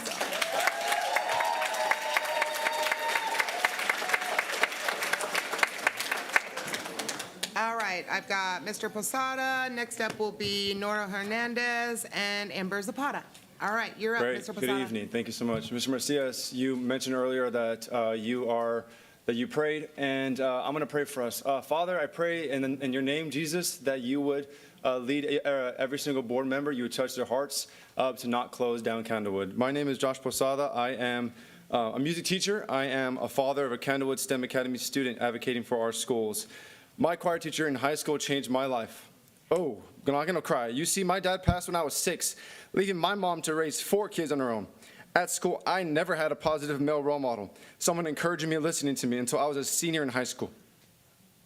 This man was someone that I could look up to and aspire to become.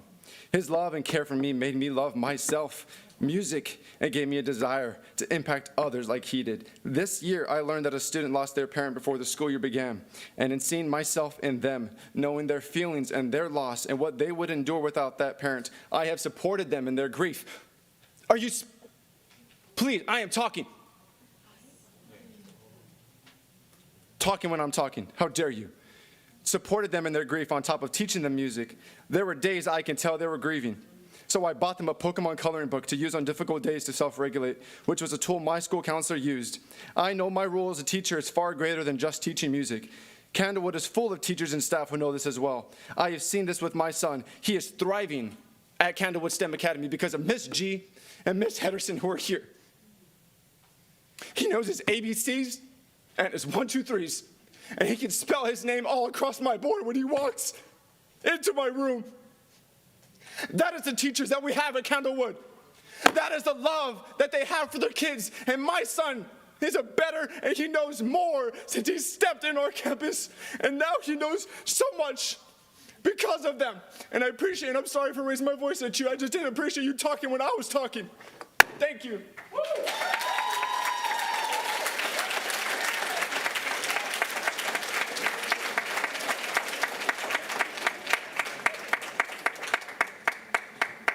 And I apologize, Mr. Posada.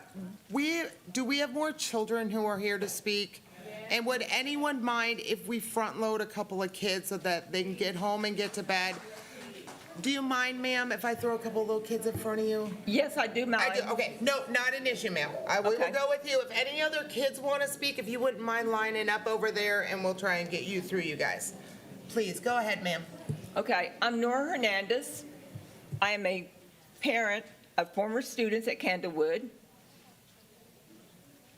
What irritates me tonight, I'll just get this off the top. I came early, got a number, because I was told they were going to go by numbers. I'm 31. I've seen all kinds of numbers go in front of me. I don't think y'all know how to count, or I don't know what the numbers were for.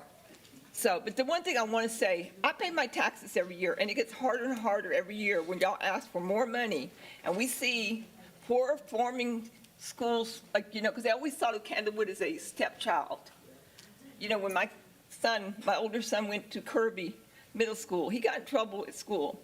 And I just made the comment to the principal, well, he did the crime, he's going to have to pay the price. And I was going to deal with it at home. And she says to me, which elementary school did your kid go to? And I said, Candlewood. Oh, so was he on free and reduced lunches? And I said, no, ma'am. I said, I've always paid full price for my kids' lunches. And then she acted like we came from the other side of the tracks. That irritated me then. And it irritates me tonight whenever, y'all give us numbers and you can't even follow the numbers. But, one of the things about Candlewood is the kids primarily walk to school, or the parents drive them because it's in the neighborhood.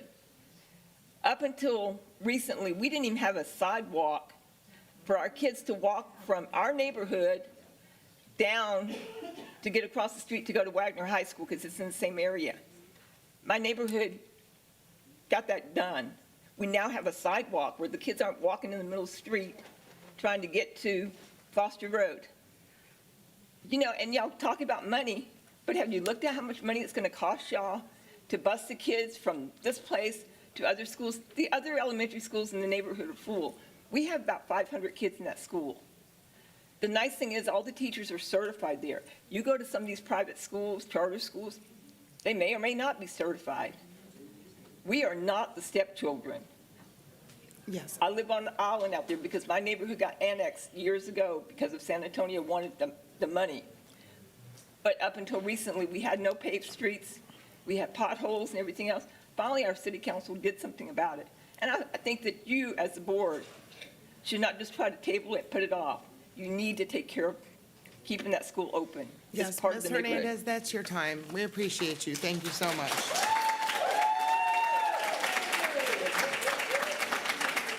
Okay, if the kids can say their names very clearly and loudly so that we can pull you out of the packet, and then the floor is yours, madam. Hello, I'm Addison Covington, and I was a former student at Franz Leadership Academy. Franz Leadership Academy has done a lot for me over the years. I've created so many bonds and learned so much from this school. Since the day I went there, I've been surrounded by kindness. Every teacher is so welcoming and understanding. For example, Miss Ware, my first grade teacher. She was a role model for me. She stood up for me when I didn't know how to and tried to help everyone. And Franz is a small school, so everyone was friends with each other. Honestly, Franz being so small helps with feeling accepted and welcomed. When I came back to visit, teachers are always so happy to see me, no matter how long it's been. Even if a staff member isn't specifically your teacher, they're still so sweet and so happy to see you. I've even met some of my greatest friends there. I still talk to them now, even though we're all in high school. Franz has never once made me feel unwelcome, and I love the memories I've made there. Please save Franz.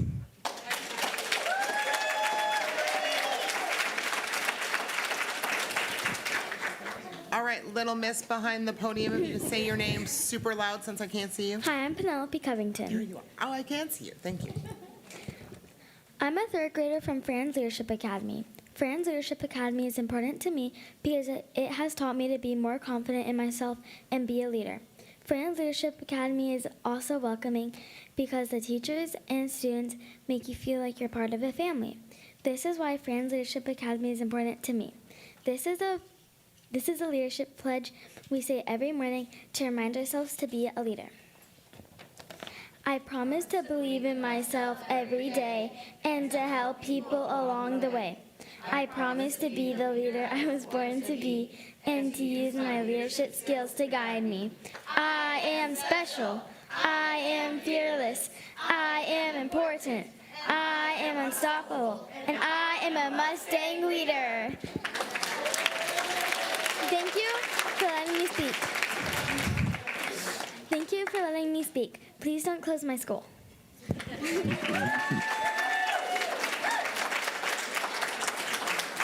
Thank you, Miss Penelope. All right, who do we have at the microphone now, sweetie? Hi, I am Reagan Capiero, a second grader in Friends Leadership Academy. When I walk into school, I feel confident and ready to learn. Everybody has a great time, and you can tell that every student and staff do not want to close down Friends. I've been at Friends since pre-K, and I have had a great experience so far. And if you close down Friends, other kids won't be able to have that great experience too.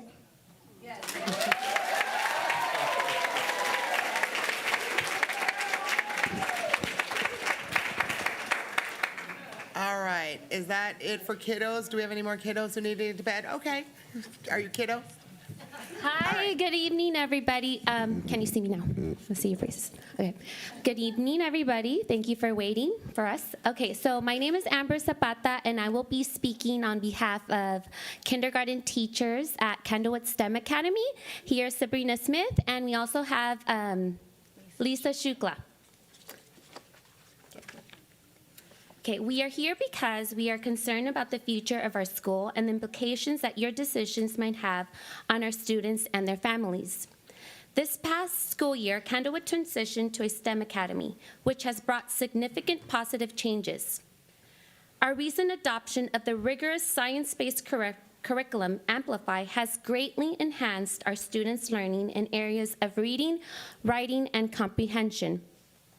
Thanks to our grant, we are fortunate to utilize this program, and we wish to continue its implementation to further our students' learning growth, but this could only be accomplished if our school remains open. The academic improvements in our students' Texas Kia and Amplify scores reflect the hard work and dedication of Candlewood STEM teachers and the changes that have occurred in our school this past school year. Once again, we have witnessed tremendous growth among our students this year, and we kindly ask that you consider their progress and growth when making this decision tonight. And we invite you to come any day to our school. We have the best kindergartners, and you have the best kindergarten teachers in your district. So our doors are open, okay? Thank you.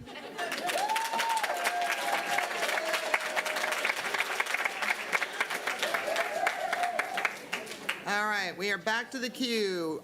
Next up is April Spencer, followed by Valerie Morales and George Allen. Is April still here? April Spencer? No? Valerie Morales? Okay. And George Allen will be next if you want to track him down. Hello, I'm Valerie Morales. I have grandkids that go to Candlewood Elementary School. I am here to say that my daughters also went to Candlewood Elementary School 20-something years ago. I've been part of the JISD district for a very long time. I'm also, by proxy, Meemaw to a lot of the grandkids, a lot of the school kids. My granddaughter is thriving at the school, as well as my grandson. She is an honor roll student. She spoke of Kaylani De Leon. We are just so excited for the things that Ms. Diaz has instilled in our school as a whole, and the community. The community is very excited about the things that Ms. Diaz is doing. We have a new play area. We have a new garden. We have the extracurricular activities after school that a lot of kids wouldn't be able to afford if it wasn't for the school to provide those activities. And we also have a great community with the school teachers. The teachers are great. They teach your children, and they're there more as a family. We're more family oriented, and I don't see how they would want to close Candlewood down when Candlewood is thriving right now. We are learning things through our children, things that we didn't learn as children. Our kids are coming home teaching us stuff that we wouldn't have otherwise known. And for us parents who are very involved in the school, it's important for us to keep Candlewood open, because there's some underprivileged kids around the neighborhood who their only means to get to school is walking. Their only means of eating that day is at school. They get food to take home. Some of their parents, they work. They're not able to take their children to and from school. They're not able to help them with stuff after school because they just don't have the resources to. And I think that our school is giving them that opportunity to grow. And I just want to say that on behalf of all of us that send our children there, that we need to keep Candlewood open. Thank you. Thank you, Ms. Morales.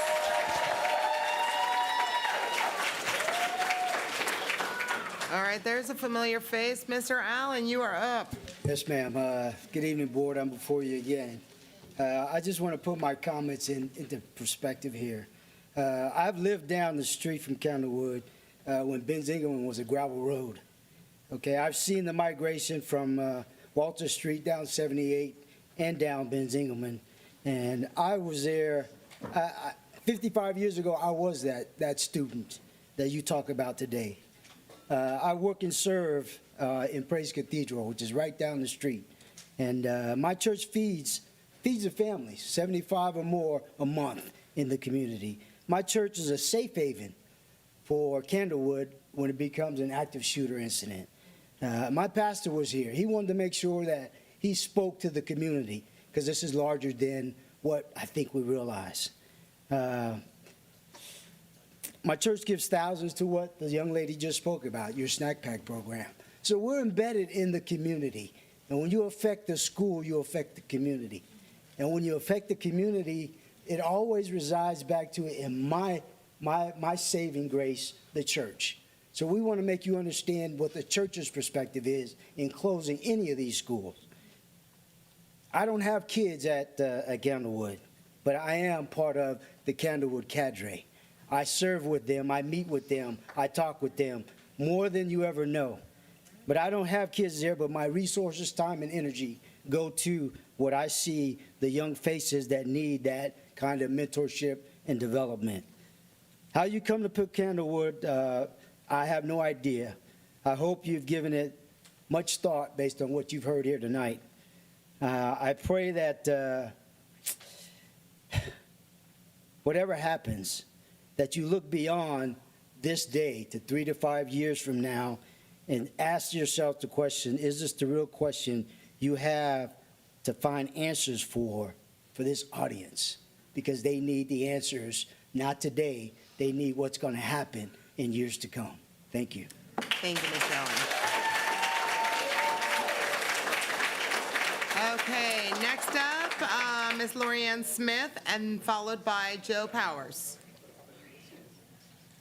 And I believe that's the end of the Candlewood, so if there is anyone else back there who thinks you're on the wrong pile, please also come forward and we'll try and find you. So, all right, Ms. Smith, you are up. Thank you. Good evening. My name is Lorianne Smith. I'm the STEM teacher at Candlewood STEM Academy. I'm here today to share a little bit of what I do at Candlewood. As the STEM teacher, my job is to help students develop STEM fluency skills. These include collaboration, communication, critical thinking, and creativity. STEM is more than an acronym. At Candlewood, it's a culture of inquiry and innovation. Our youngest students, pre-K through first grade, learn to use the engineering design process, or the EDP, to create solutions to problems. The STEM program we have exists because of a LASSO grant awarded to our principal, who designed a school plan that gave our students the opportunity to engage in real-world, hands-on learning, focused on the development of 21st century skills that lead to success in all professions, including those in STEM.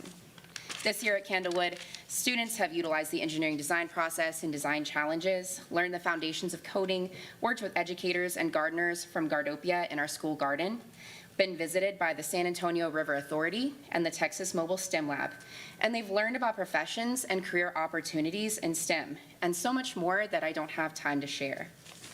Last year, the plan for Candlewood STEM Academy was developed, and this year we put it into action. This year, about $648,000 in LASSO grant funding has been utilized to facilitate STEM education at Candlewood.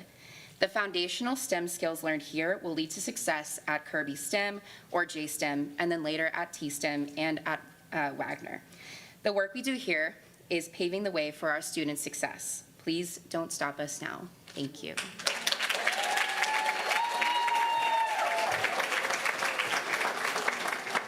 All right, Ms. Powers is up, and does that conclude, after her, no more Candlewoods that we missed your papers, right? No pressure.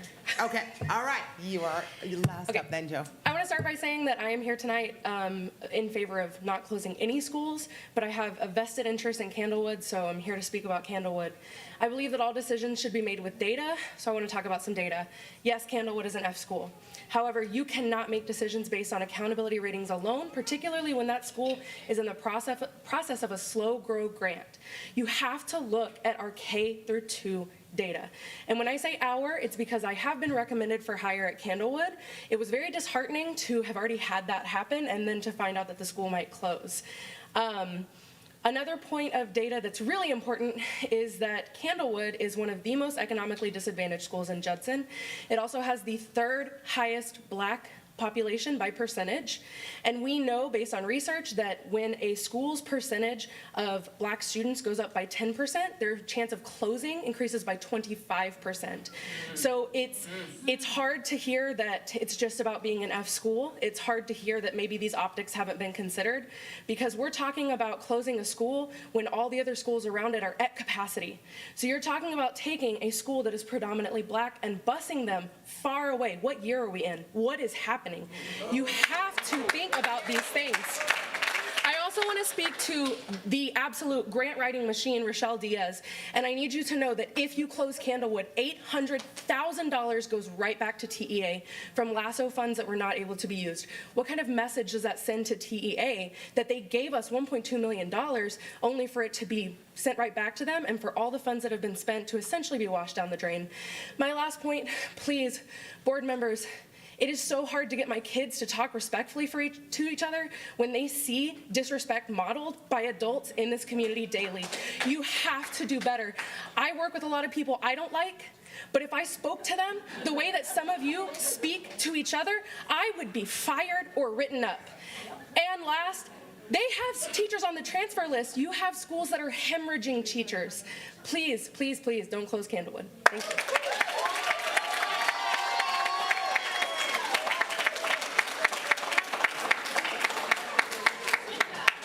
Okay, that is all the speakers for Candlewood, so we are up to 4D, discussion and possible action to close Candlewood STEM Academy and Candlewood Elementary School. All right, I will, there we go, Russ. Okay, while we push buttons this time, if you have a motion or discussion on this, let's go in order this way, because I think we're ready for a motion. all right, well, Suzanne pushed. All right, Ms. Canoyer, do you have a discussion or a motion you would like to make? I have a comment I want to make. I'm the only board member up here that's taught at two of the schools that are being proposed to be closed. I started my career in Judson ISD at Candlewood Elementary. The second year the school was open when Mr. Ed Franz was the principal. I taught with Shauna Houlihan. She was not Shauna Houlihan at the time. And a number of other people who are still in the district and others who I've celebrated as they retired from the district. I also worked at Franz Elementary School, named for Ed Franz, and taught with many of the people that are here tonight in the audience. I want to thank you for your passion. I want to thank you for your care. All of us have stories about students that could break your hearts. Someday I'll tell you some of mine. It's so difficult to try to close schools. It's so difficult to work on shutting down communities that, look, I get emotional because this is my life as well, that do their absolute best to take care of not just the students in the schools, but the families that surround them and the community members that participate like Mr. Allen has. So thank you all. Thank you for coming to speak.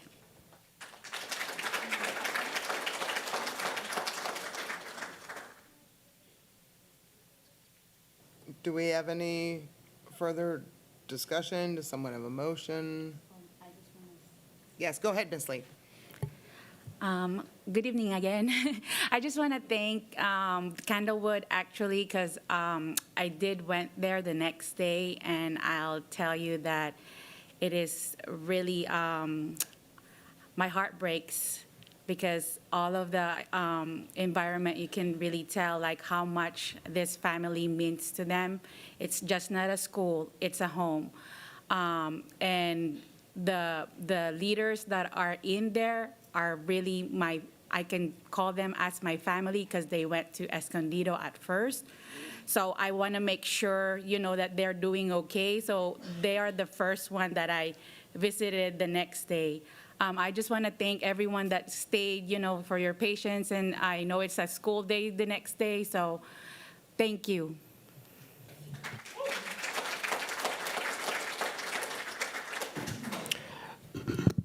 I've had an opportunity to visit with Candlewood as well and with Ed France, and both visits were fantastic. Obviously I don't represent those areas, but Judson ISD means something, so I'm always going to go by and visit. I wanted to, if you read the room, we're going to vote to not close Candlewood, but we haven't done that quite yet. But I want to say this, that if we revisit this conversation, and I want us to think about it now, the first school that we would have to close, elementary, would have to be our newest one, the one in Selma. Because I want folks to know that's the one that has the least impact right now. It's just opened. So I'm just putting that out there as sort of a remember this moment. If the Vader fails, if the Selma community doesn't support the Vader, then guess what? We are going to be in a position where we have to close something down. And I do not want to close schools from Candlewood on the southern end of our district that are serving students that need the support. Right now, we have to pick one. Let's start up north and then work our way down if we need to. But again, for the record, I want to close none. But if we have to get to that position, a Vader fails, and we're here again next January, February, with less money, those are the hard discussions that we're being pitted in having to do. And it's really a horrible time. So I won't repeat some of the stuff I said earlier about where and why this problem exists, but I want people thinking about it, That way there's a plan that we're talking about. Mr. Macias, do you want to round out your comments with a motion so we can get some elementary teachers home? I move that we do not close Candlewood Elementary. Thank you. All right, I have a motion by Mr. Macias to not close Candlewood STEM Academy and Candlewood Elementary for the 25-26 school year. Is that what your motion was, sir? Anything related to Okay, Candlewood. Ms. Holmes likes it when I do that, and I heard a second from Ms. Stanford. Okay, so everybody knows that they're voting on closing to not close the two names of Candlewood right now currently that coexist in 25-26. Any further discussion? All right, then let me hit the button. Hold on, just a second. Okay, you may proceed to vote. Oh, where did my, okay.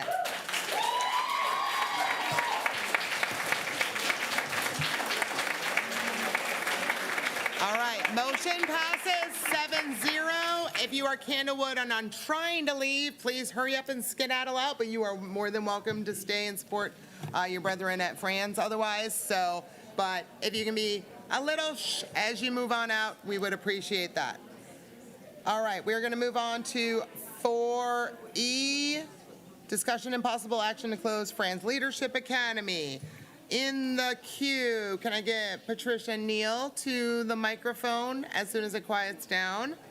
And right after that will be Miss Megan Farley. You are next up. And Heather Smith. All right, and whoever's in the back, if you kind of shush the people that are in the back leaving, that would be helpful so that we can hear Miss Neal. All right, go ahead, ma'am. Good evening. My name is Trish Neal. I've worked at Franz Leadership Academy for 23 years. Franz Leadership Academy is not just a school that is helping students to be leaders in the community. Our students are not only growing academically to make a difference, but socially in relations with others to become protective, caring, and outstanding citizens. Our students are proud to say they attended our school. To even consider closing Franz Leadership Academy would not only affect our students, but the community that has close ties to our school. These include the City of Live Oak, to include the Live Oak Police and Fire Department, and numerous business establishments in this area. Please keep our mission that continues to be about our students, who are the heart and soul of Franz Leadership Academy, and make Judson ISD shine brighter. Please keep Franz open to continue spreading the Mustang spirit. We treat the whole student, not just their brain. It's the whole student that matters to us. Thank you. All right, Ms. Farley, you are up.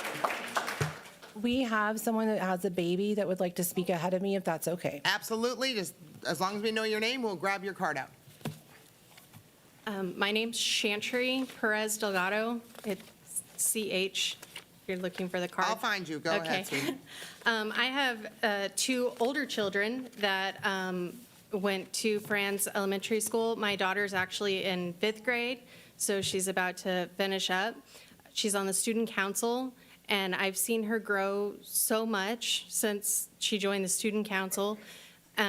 The student council put on a Valentine's Day dance this year, and my son, who is now at Kitty Hawk, wanted to go to an elementary school dance because of how much he loved and missed his friends and teachers at Franz Elementary School. And it really broke my heart to hear that they were considering closing it down now that I have another little one who I would really love to have the same experience as her older brother and sister. Thank you. All right, thank you. Go get that baby to bed. All right, thank you, Ms. Farley. Now you're up. Franz is the only leadership academy in Judson. We are a Leader in Me school. We do not require any extra funding from the district. FLA is self-sufficient. We use title funds, grants, and community partnerships, including the $25,000 Jeff grant we proudly won last year. And in just 3 years, we are already on track to become a lighthouse school, which would be the first in Judson's history. We are personally invited to the Leader in Me to speak at the national convention. We were not applying for that. We are also the only elementary school in Judson offering student-selected electives such as art, choir, crochet, makerspace, Grow Getters in partnership with Texas A&M, and Junior Police Academy in partnership with Live Oak Police Department. We also partner with the Travis Manion Foundation to build character and leadership, and we are the only elementary school in the entire nation offering the Valued Youth Program through IDRA. Franz houses critical district services, including the elementary alternative school, the child find office and their testing room, the baby back unit, 2 ECSE classrooms, pre-K 3 for both Crestview and Franz. Next year, we will welcome a life skills unit. In over 30 years, we have proudly served as the home campus for Boysville. We've hosted visits from educational leaders across the city and state, including Trinity University, SAISD, Lampasas ISD, IDEA Public Schools, and San Antonio Fellows Leadership Development Program. TEA even used us as a TEA Learning Lab. Judson even used our campus as a model campus for elementary principals to tour. We even have our own food pantry that in 2 years has fed over 100 families.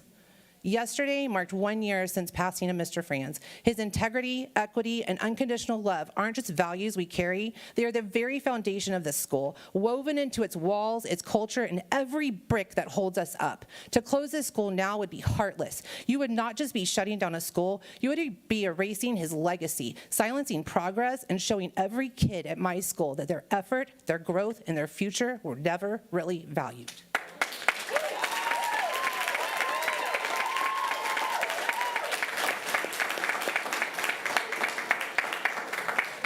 All right, at the microphone is Heather Smith, and just so we know who's on deck, Miss Cecilia Davis and Carrie Savage. Good evening. I know many voices have already spoken tonight, and I want to thank you for hearing us out, and I want to take a few moments to speak from the heart. Friends Leadership Academy isn't just a school. It's a part of who we are. It's been standing in our neighborhood for nearly 60 years. That's not just a history, that's a legacy. It's generations of children walking through the doors, some timid and unsure, and leaving us as young leaders ready to take on the world. Friends has always been about more than academics. You see it in our Boysville students that simply need to feel the love that our campus can offer them before they can succeed academically. Friends teaches our kids how to lead, how to find their voice, and how to lift others up. You don't see that on test scores. You see it in our morning announcements where students run the show. You see it in fourth graders who are excited to come to school because they're mentoring kindergartners who rely on them. Most importantly, you feel it in the pride students carry when they say, I go to Franz. If we lose Franz, we're not just closing a building, we're closing a safe space, a second home, and a launch pad for leadership that our children so desperately need. Once it's gone, that's not something you can get back. We understand that hard decisions have to be made, but we're asking you to look beyond numbers, to see the soul of our school, to see the countless lives it has shaped and the futures that it's still preparing. We're not here to say, don't close our school. We're here to say, help us save it, work with us, and give us a chance to fight for Franz, because if you stand with us, then we stand with you. And together we can preserve something truly special. Thank you for your time, and thank you for listening with your hearts.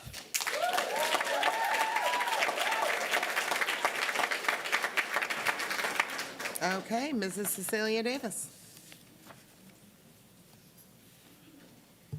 Good evening, members of the board. My name's Cecilia Davis, and although you know me as the Deputy Superintendent for Business and Operations, tonight I speak to you not as an employee, but as a mother.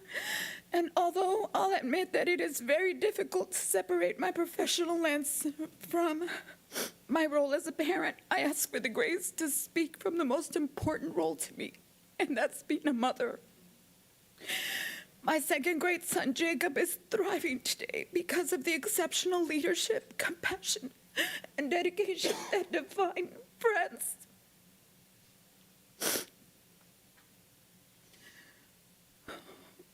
When we walked through their doors, we were met with warmth, acceptance, and a sense of belonging. Jacob's teachers and all of the staff welcomed him with open arms, and they immediately identified his potential.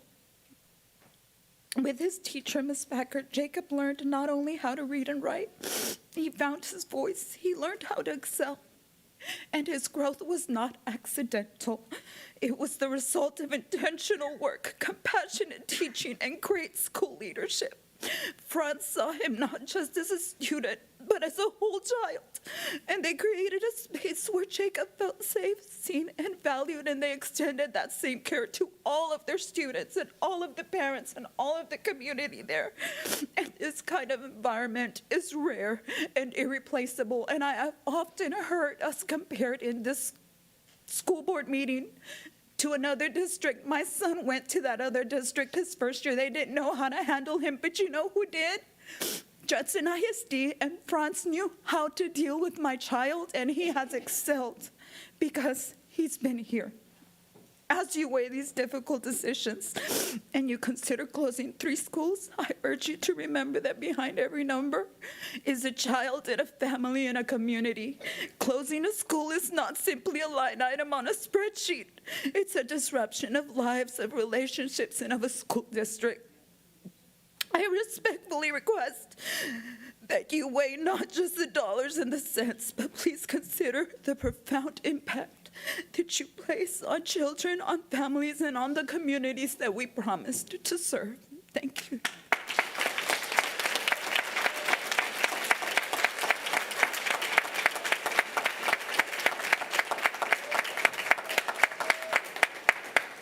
All right, on the microphone, we have Ms. Savage Egg, and she'll be followed by Robert Castillo and Warren Castillo. Good evening, Judson ISD Board, Dr. Fields, and Cabinet. I am Carrie Savage Egg, the very proud principal of Franz Leadership Academy. I have been a part of the Franz family for over 20 years. Franz Leadership Academy is more than just a school. It's a family, a safe haven, and a launching pad for the leaders of tomorrow. We are proud to be a leadership academy. That means we go beyond academics. Although we are proud to be rated one of the top elementary campuses in Judson ISD academically, we've been through challenges. For many years, we were told we couldn't compare to others academically high-rating campuses, that their scores would always overshadow ours. But we pushed forward. And now, through our leadership initiative, we're competing. We are among the top 5 in the district. Check our MOI universal screen scores. How does it make sense to close the doors of a high-performing school? What we teach goes beyond just test scores.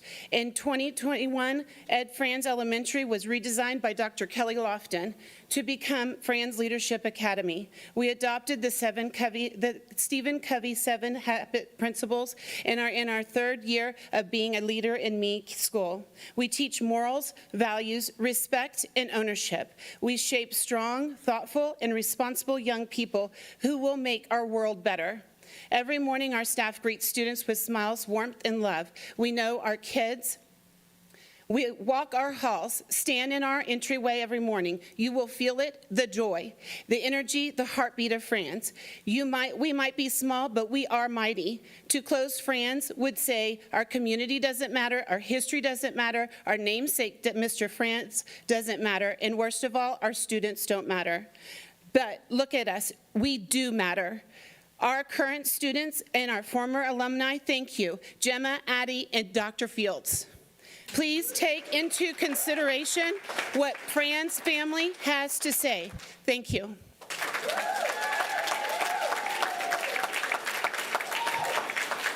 All right, Mr. Robert Castillo. And then Warren, you're up next, followed by Laura Cooper. All right, there's nothing on here. I didn't prepare anything. I wanted to speak from the heart. A lot of talk about cost and how much things cost, what it is to operate something, what each numerical value of the child is, but not a whole lot of look at the value of what these schools are. I speak for Franz, but when I came here, I wasn't expecting to talk for 2 other schools as well, but listening to the parents and listening to the arguments and the staff, I mean, what is the value that we have of these schools? When we moved here 8 years ago, the fact that Franz Academy was right in the neighborhood, and we came to look at the house, and there are children playing outside, there are kids walking home. We walk down the street to take our kid to school, we see kids playing, we see kids interacting with each other, learning how to walk down a road, how to use the signs to get home. I mean, they're not just learning book smarts, they're learning to think, they're learning to be intelligent. I don't want my son to be able to recite scores on a test and look at a paper and I know A, B, C, what the answer is. I want him to be able to think, I want him to be intelligent. And that's what the teachers at Franz have offered. We live in one of the largest metropolitan districts in Texas, but we managed to slice out a little slice of small-town living here just by that school being in the community. So what is the value of living in there and seeing the children come out of school and play? What is the value of that? What value do I put on my son wanting to go to school? What does that cost? What is the value? What is the value of seeing my sons that have gone to school at Franz and they're long gone, they're about to graduate, and they want to go back to an elementary school carnival just to relive that nostalgia? It's like, what is the cost of that? I go to the school and I don't know every teacher's name. No, I'll be honest, but they know me. I come in and it's, hey, Dad, you here for Benny? And it's, there. I can't, what is the value of that? All right. What is the cost? Sorry, Mr. Castillo, your 2 minutes are up, but I'm sure Warren's going to help you out, right? I don't know him. All right, now it's your turn. Warren Castillo. Thank you. I'm probably gonna cry, I'm gonna be honest. First, Riley's already here.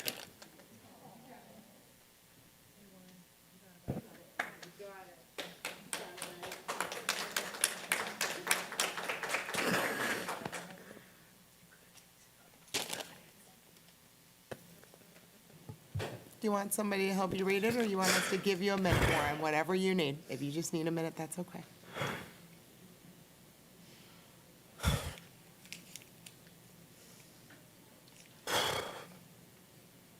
Or I can recycle you back a couple of people, No, sweetie. Would no, that be helpful? no, Are you no. good? Okay. Whatever's good for you. I'm here for you. I am 9 days away from graduating. And I look into that crowd,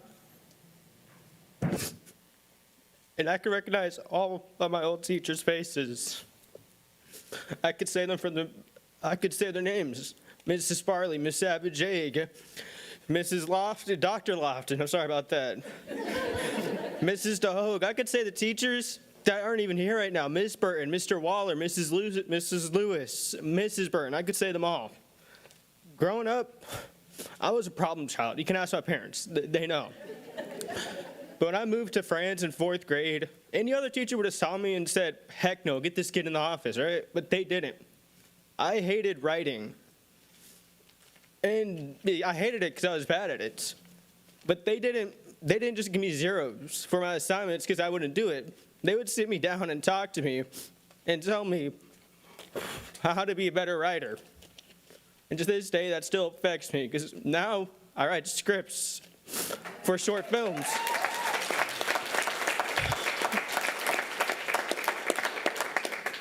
And because of them, A24 has emailed me and my friend about buying one of my scripts that I wrote.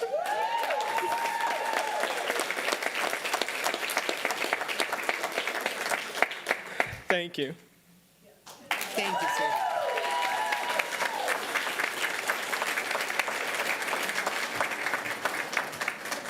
All right, next up, I've got Laura Cooper, who will be followed by Brittany Garcia, and then Gemma Driscoll. Good evening, President Ryan, JISD Board Trustees, and officers. I am here today as a longtime resident of Live Oak, as an involved community member of Franz Leadership Academy. I've served on the site-based planning committee and on the redesign committee. My granddaughters, one of whom you heard speak earlier this evening, both thrive at this school. I live just down the street. The community is the heartbeat of our neighborhood.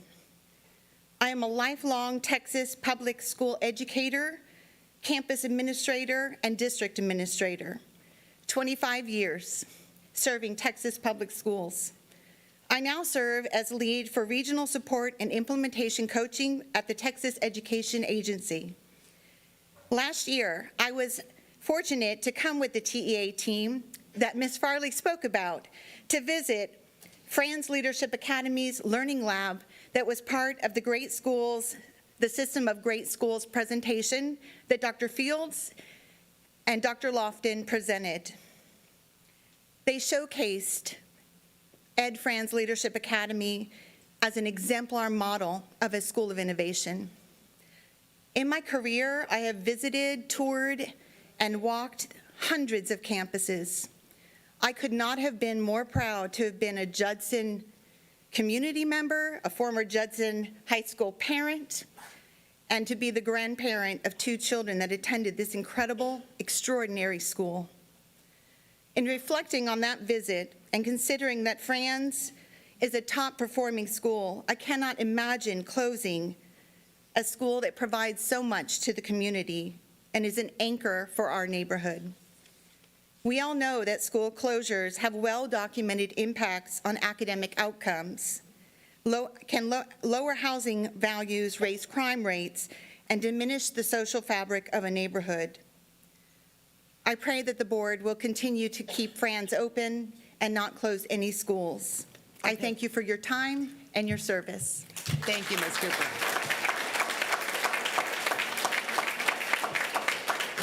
All right, Ms. Garcia, and then following that will be Ms. Garza. No, I can't. What's the first name? It starts with an F. Frank. Oh. That says Frank? Oh, Frank Garcia. Okay, it's getting late. Chalea Flowers, and then Kimberly Ramirez. That'll be the next in the queue. Okay, Ms. Garcia, please go ahead. Good evening. My name is Brittany Garcia, parent, advocate, and proud supporter of Franz Leadership Academy. Franz serves 330 students in a building that houses 520. The number might raise eyebrows, but this school is so much more than just enrollment numbers. Franz is TEA-recognized model campus backed by SAISD, Trinity University, and community partners. It's a place of inclusion, innovation, and deep roots. It is where my oldest son, who is autistic, was first supported and understood. My 10-year-old son is thriving there, and my youngest starts kindergarten this fall.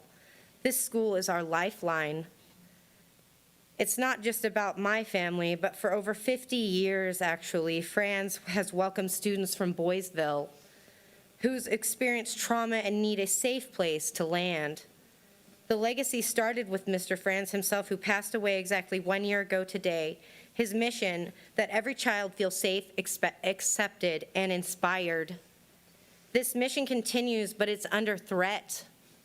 Dr. Milton Fields, you also know because you also attended Live Oak Elementary at the time. Yes, ma'am. It is where you began, and we ask you to remember, not everyone else here, but also you, that our children need the same opportunity. We have a real plan, and I do have it written out, and I'll skip over that because I can also email it to you guys. We don't want any closures, any displacement, just smarter investments. Franz is a symbol of what is possible when community comes first. Let's honor Mr. Franz, let's support Boysville, and let's ask Dr. Fields to fight for the school as well that he once was at. Thank you for your time.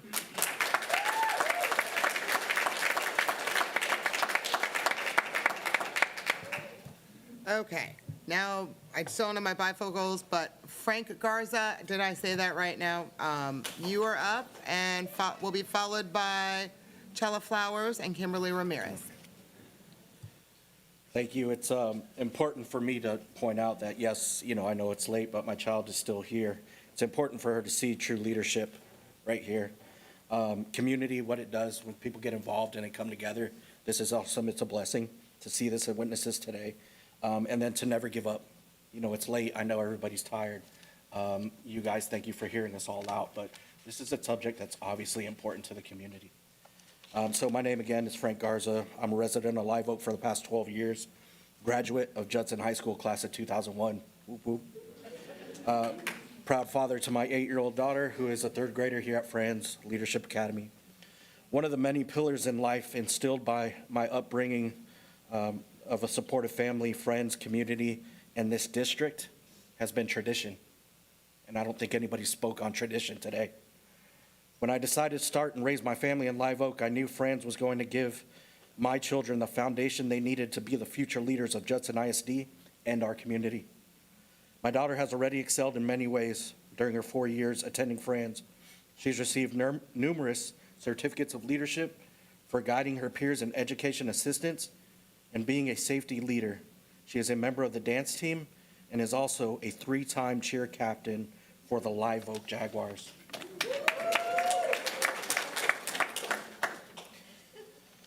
I commend and give praise to the administration and staff at Franz for their hard work and dedication they've put in over the years with not only my child, but the many children who have attended this wonderful staple in our community. It's important we carry on this tradition of building great, hardworking leaders through the Franz Leadership Academy, so we may work towards a better and brighter community and district. It is my hopes that this board moves to keeping Franz whole and keeping it a staple of Live Oak that it is. Lastly, from one veteran family built up of nothing but veterans, I hope, please, Mr. Ryan, as a veteran yourself, you take into account that this is a very much community built of veterans. So please, please do not close Franz Leadership Academy. Thank you, Mr. Ryan. All right, Ms. Flowers, you are up.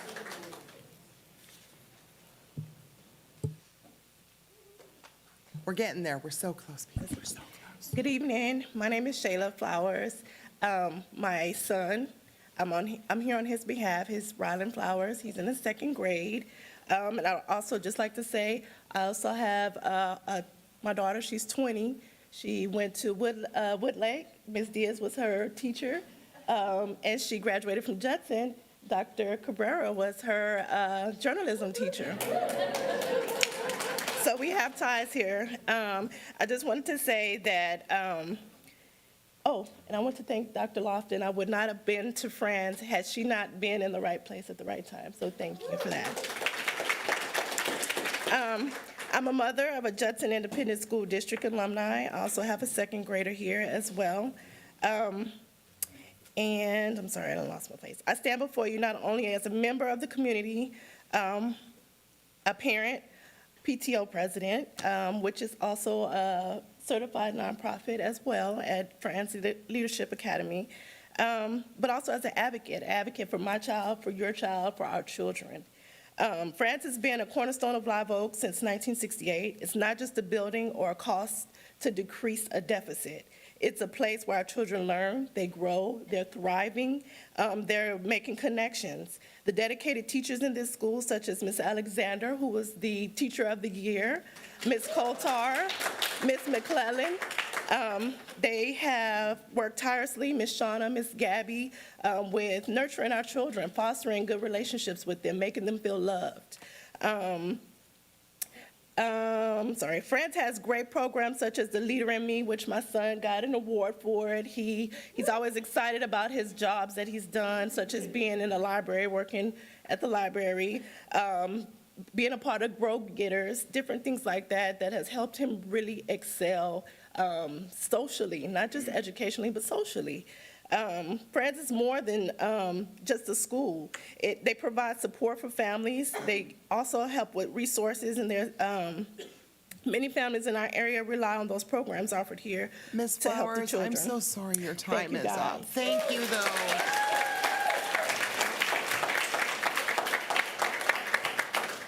All right, Kimberly Ramirez, and then the two following you will be Maria Calderon and John Corbin, I believe. All right. Nope, John's gone. Okay. Good evening. I am coming to you as a parent, a community member, a taxpayer, and someone whose life has been deeply impacted by Franz Leadership Academy. I feel compelled to share just how fundamental this school has been, not only in the education of my children, but in supporting our family through some of the life's most formative challenges. Our family had 10 school years at Franz. It's given my children some of their absolute best core memories. Each and every one of you, you know who you are.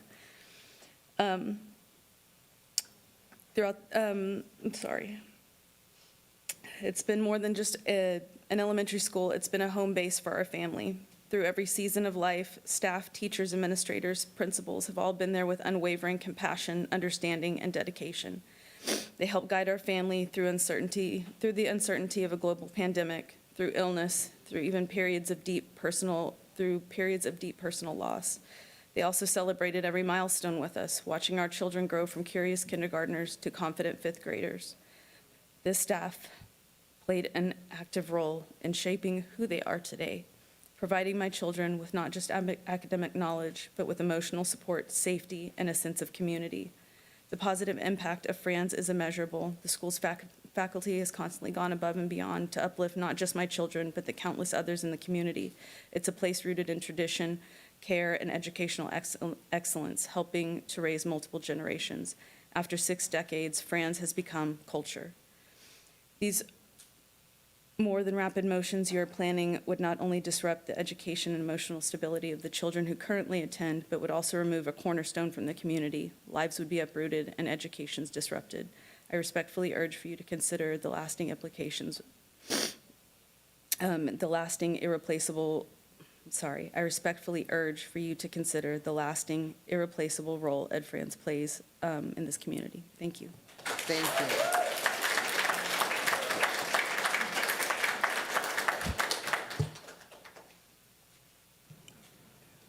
It's getting late.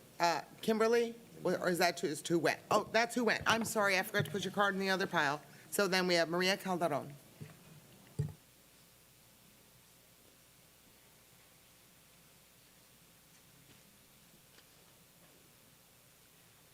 Good evening, members of the board. I'm here as a parent to my son, Damian Glover Calderon. He is a student of Ed Franz Leadership Academy. Mine and my family's case is just one of many that you've already heard. He currently attends as a student in the ECSE program, meaning the special education program at Ed Franz. And I'm here to advocate for him like I always do, and in this case, advocate that you please not close down Ed Franz Leadership Academy. It has done so much for my son in his growth and development. He is very young and he's got a lot more time to go. Oh, would you mind going a little closer to the mic? No, you're just one of those He's got a lot soft-spoken people. more time to go. His schooling has just started, and it really did hurt to hear that it might be ending at Franz much sooner than we had anticipated. And again, I'm here to implore, like every other parent, every other staff, every other alumni here, that you please keep that school open. He is included amongst his typical peers as well, and that has done greatly for him. For me and my ex-husband, we see that as, I don't even know how to describe it. It means a lot to us that he is included. Not every school, not every program does that for children. And he also has a great relationship and rapport with the staff. The students and teachers there do great with my son. We recently attended 2 arts meetings, actually, and this came as a huge shock to us after those meetings that this was happening. This will also put on a last-minute hardship on my son and our family, as many of the other families here. My son faces enough hardships. Franz has helped. Please do not add more hardship. Thank you.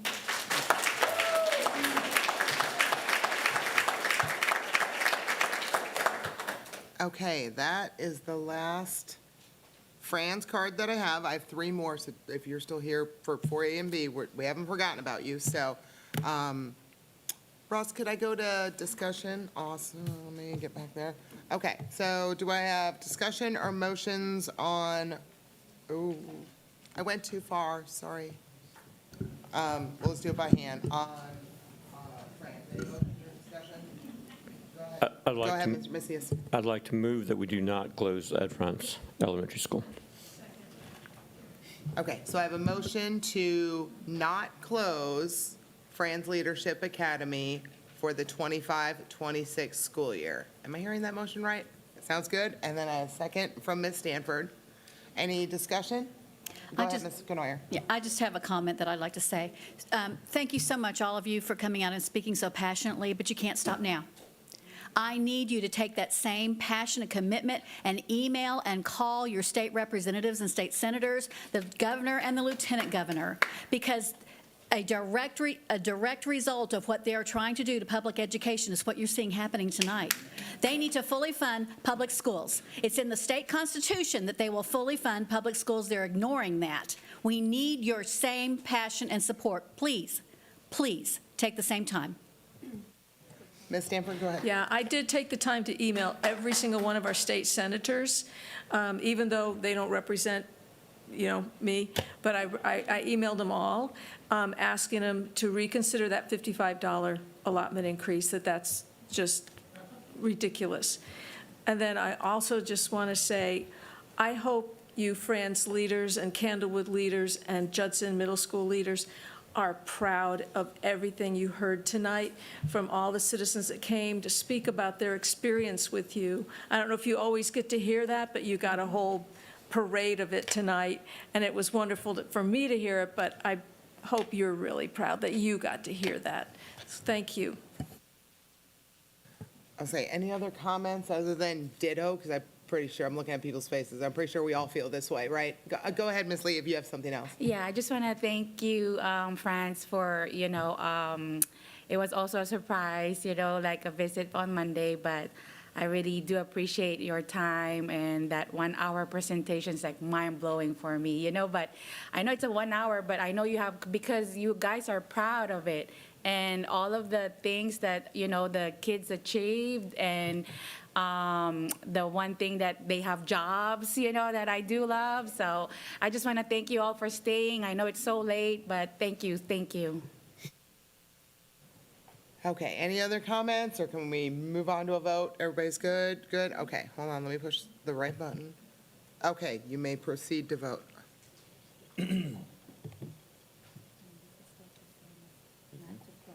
Yes to not close.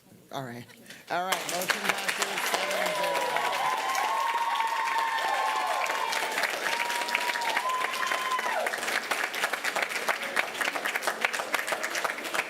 All right, we do have 3 more citizens that had signed up for items A and B, so I want to make sure I call on them right away. I am gonna, hold on, let me get to the timer thing for Miss Russ. Okay, I am looking forward to Katie Taylor stay. Katie Taylor? No? Dr. She had to go. And Mr. Willis is still here? All right. You are up, Mr. Willis.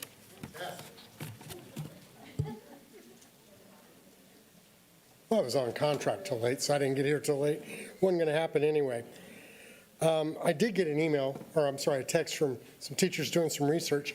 Evidently, there's an average of $2,500 of lost Stanley tumblers in all the middle schools, lost and founds.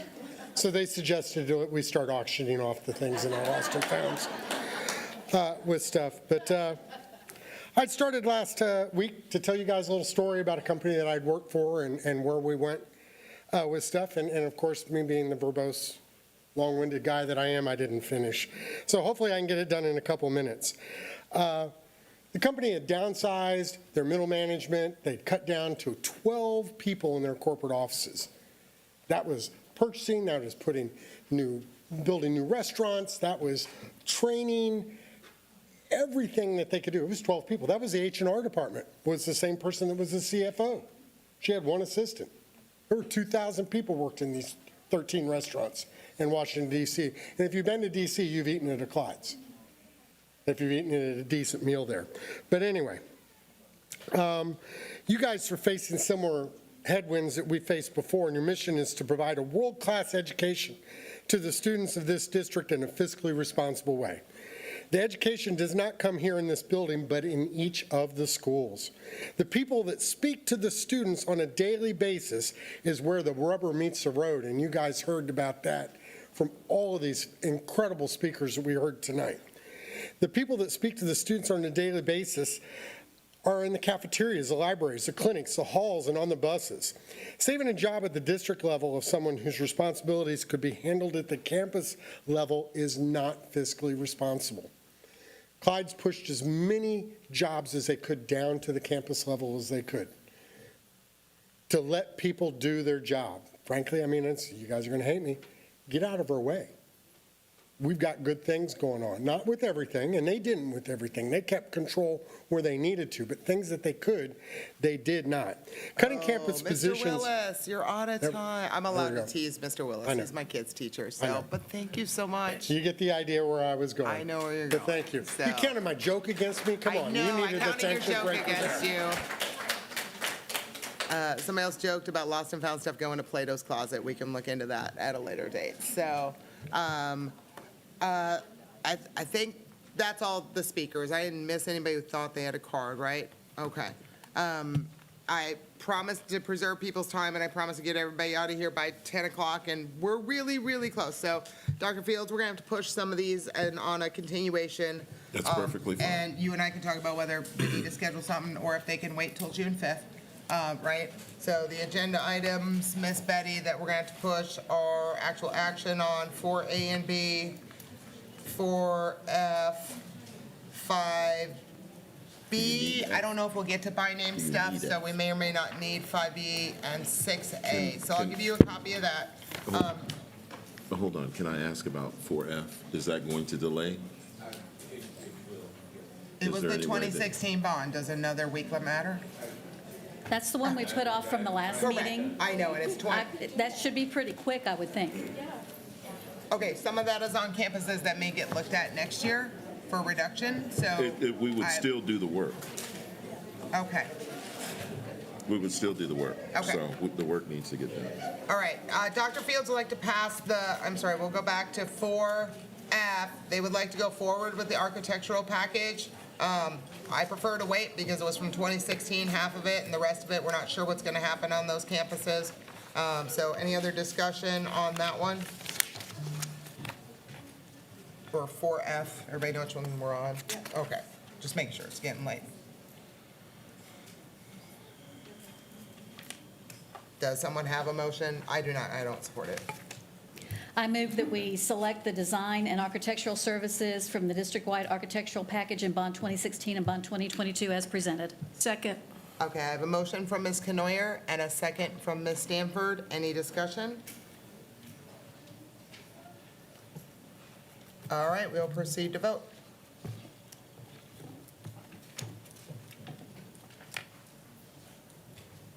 Oops. Oh, that's me. That's not, hold on. Oh, okay. All right, motion passes 6-1. Ms. Holmes, I'll give you the agenda items that are going to push forward. There being no other further business, this meeting is adjourned at 10:11 PM.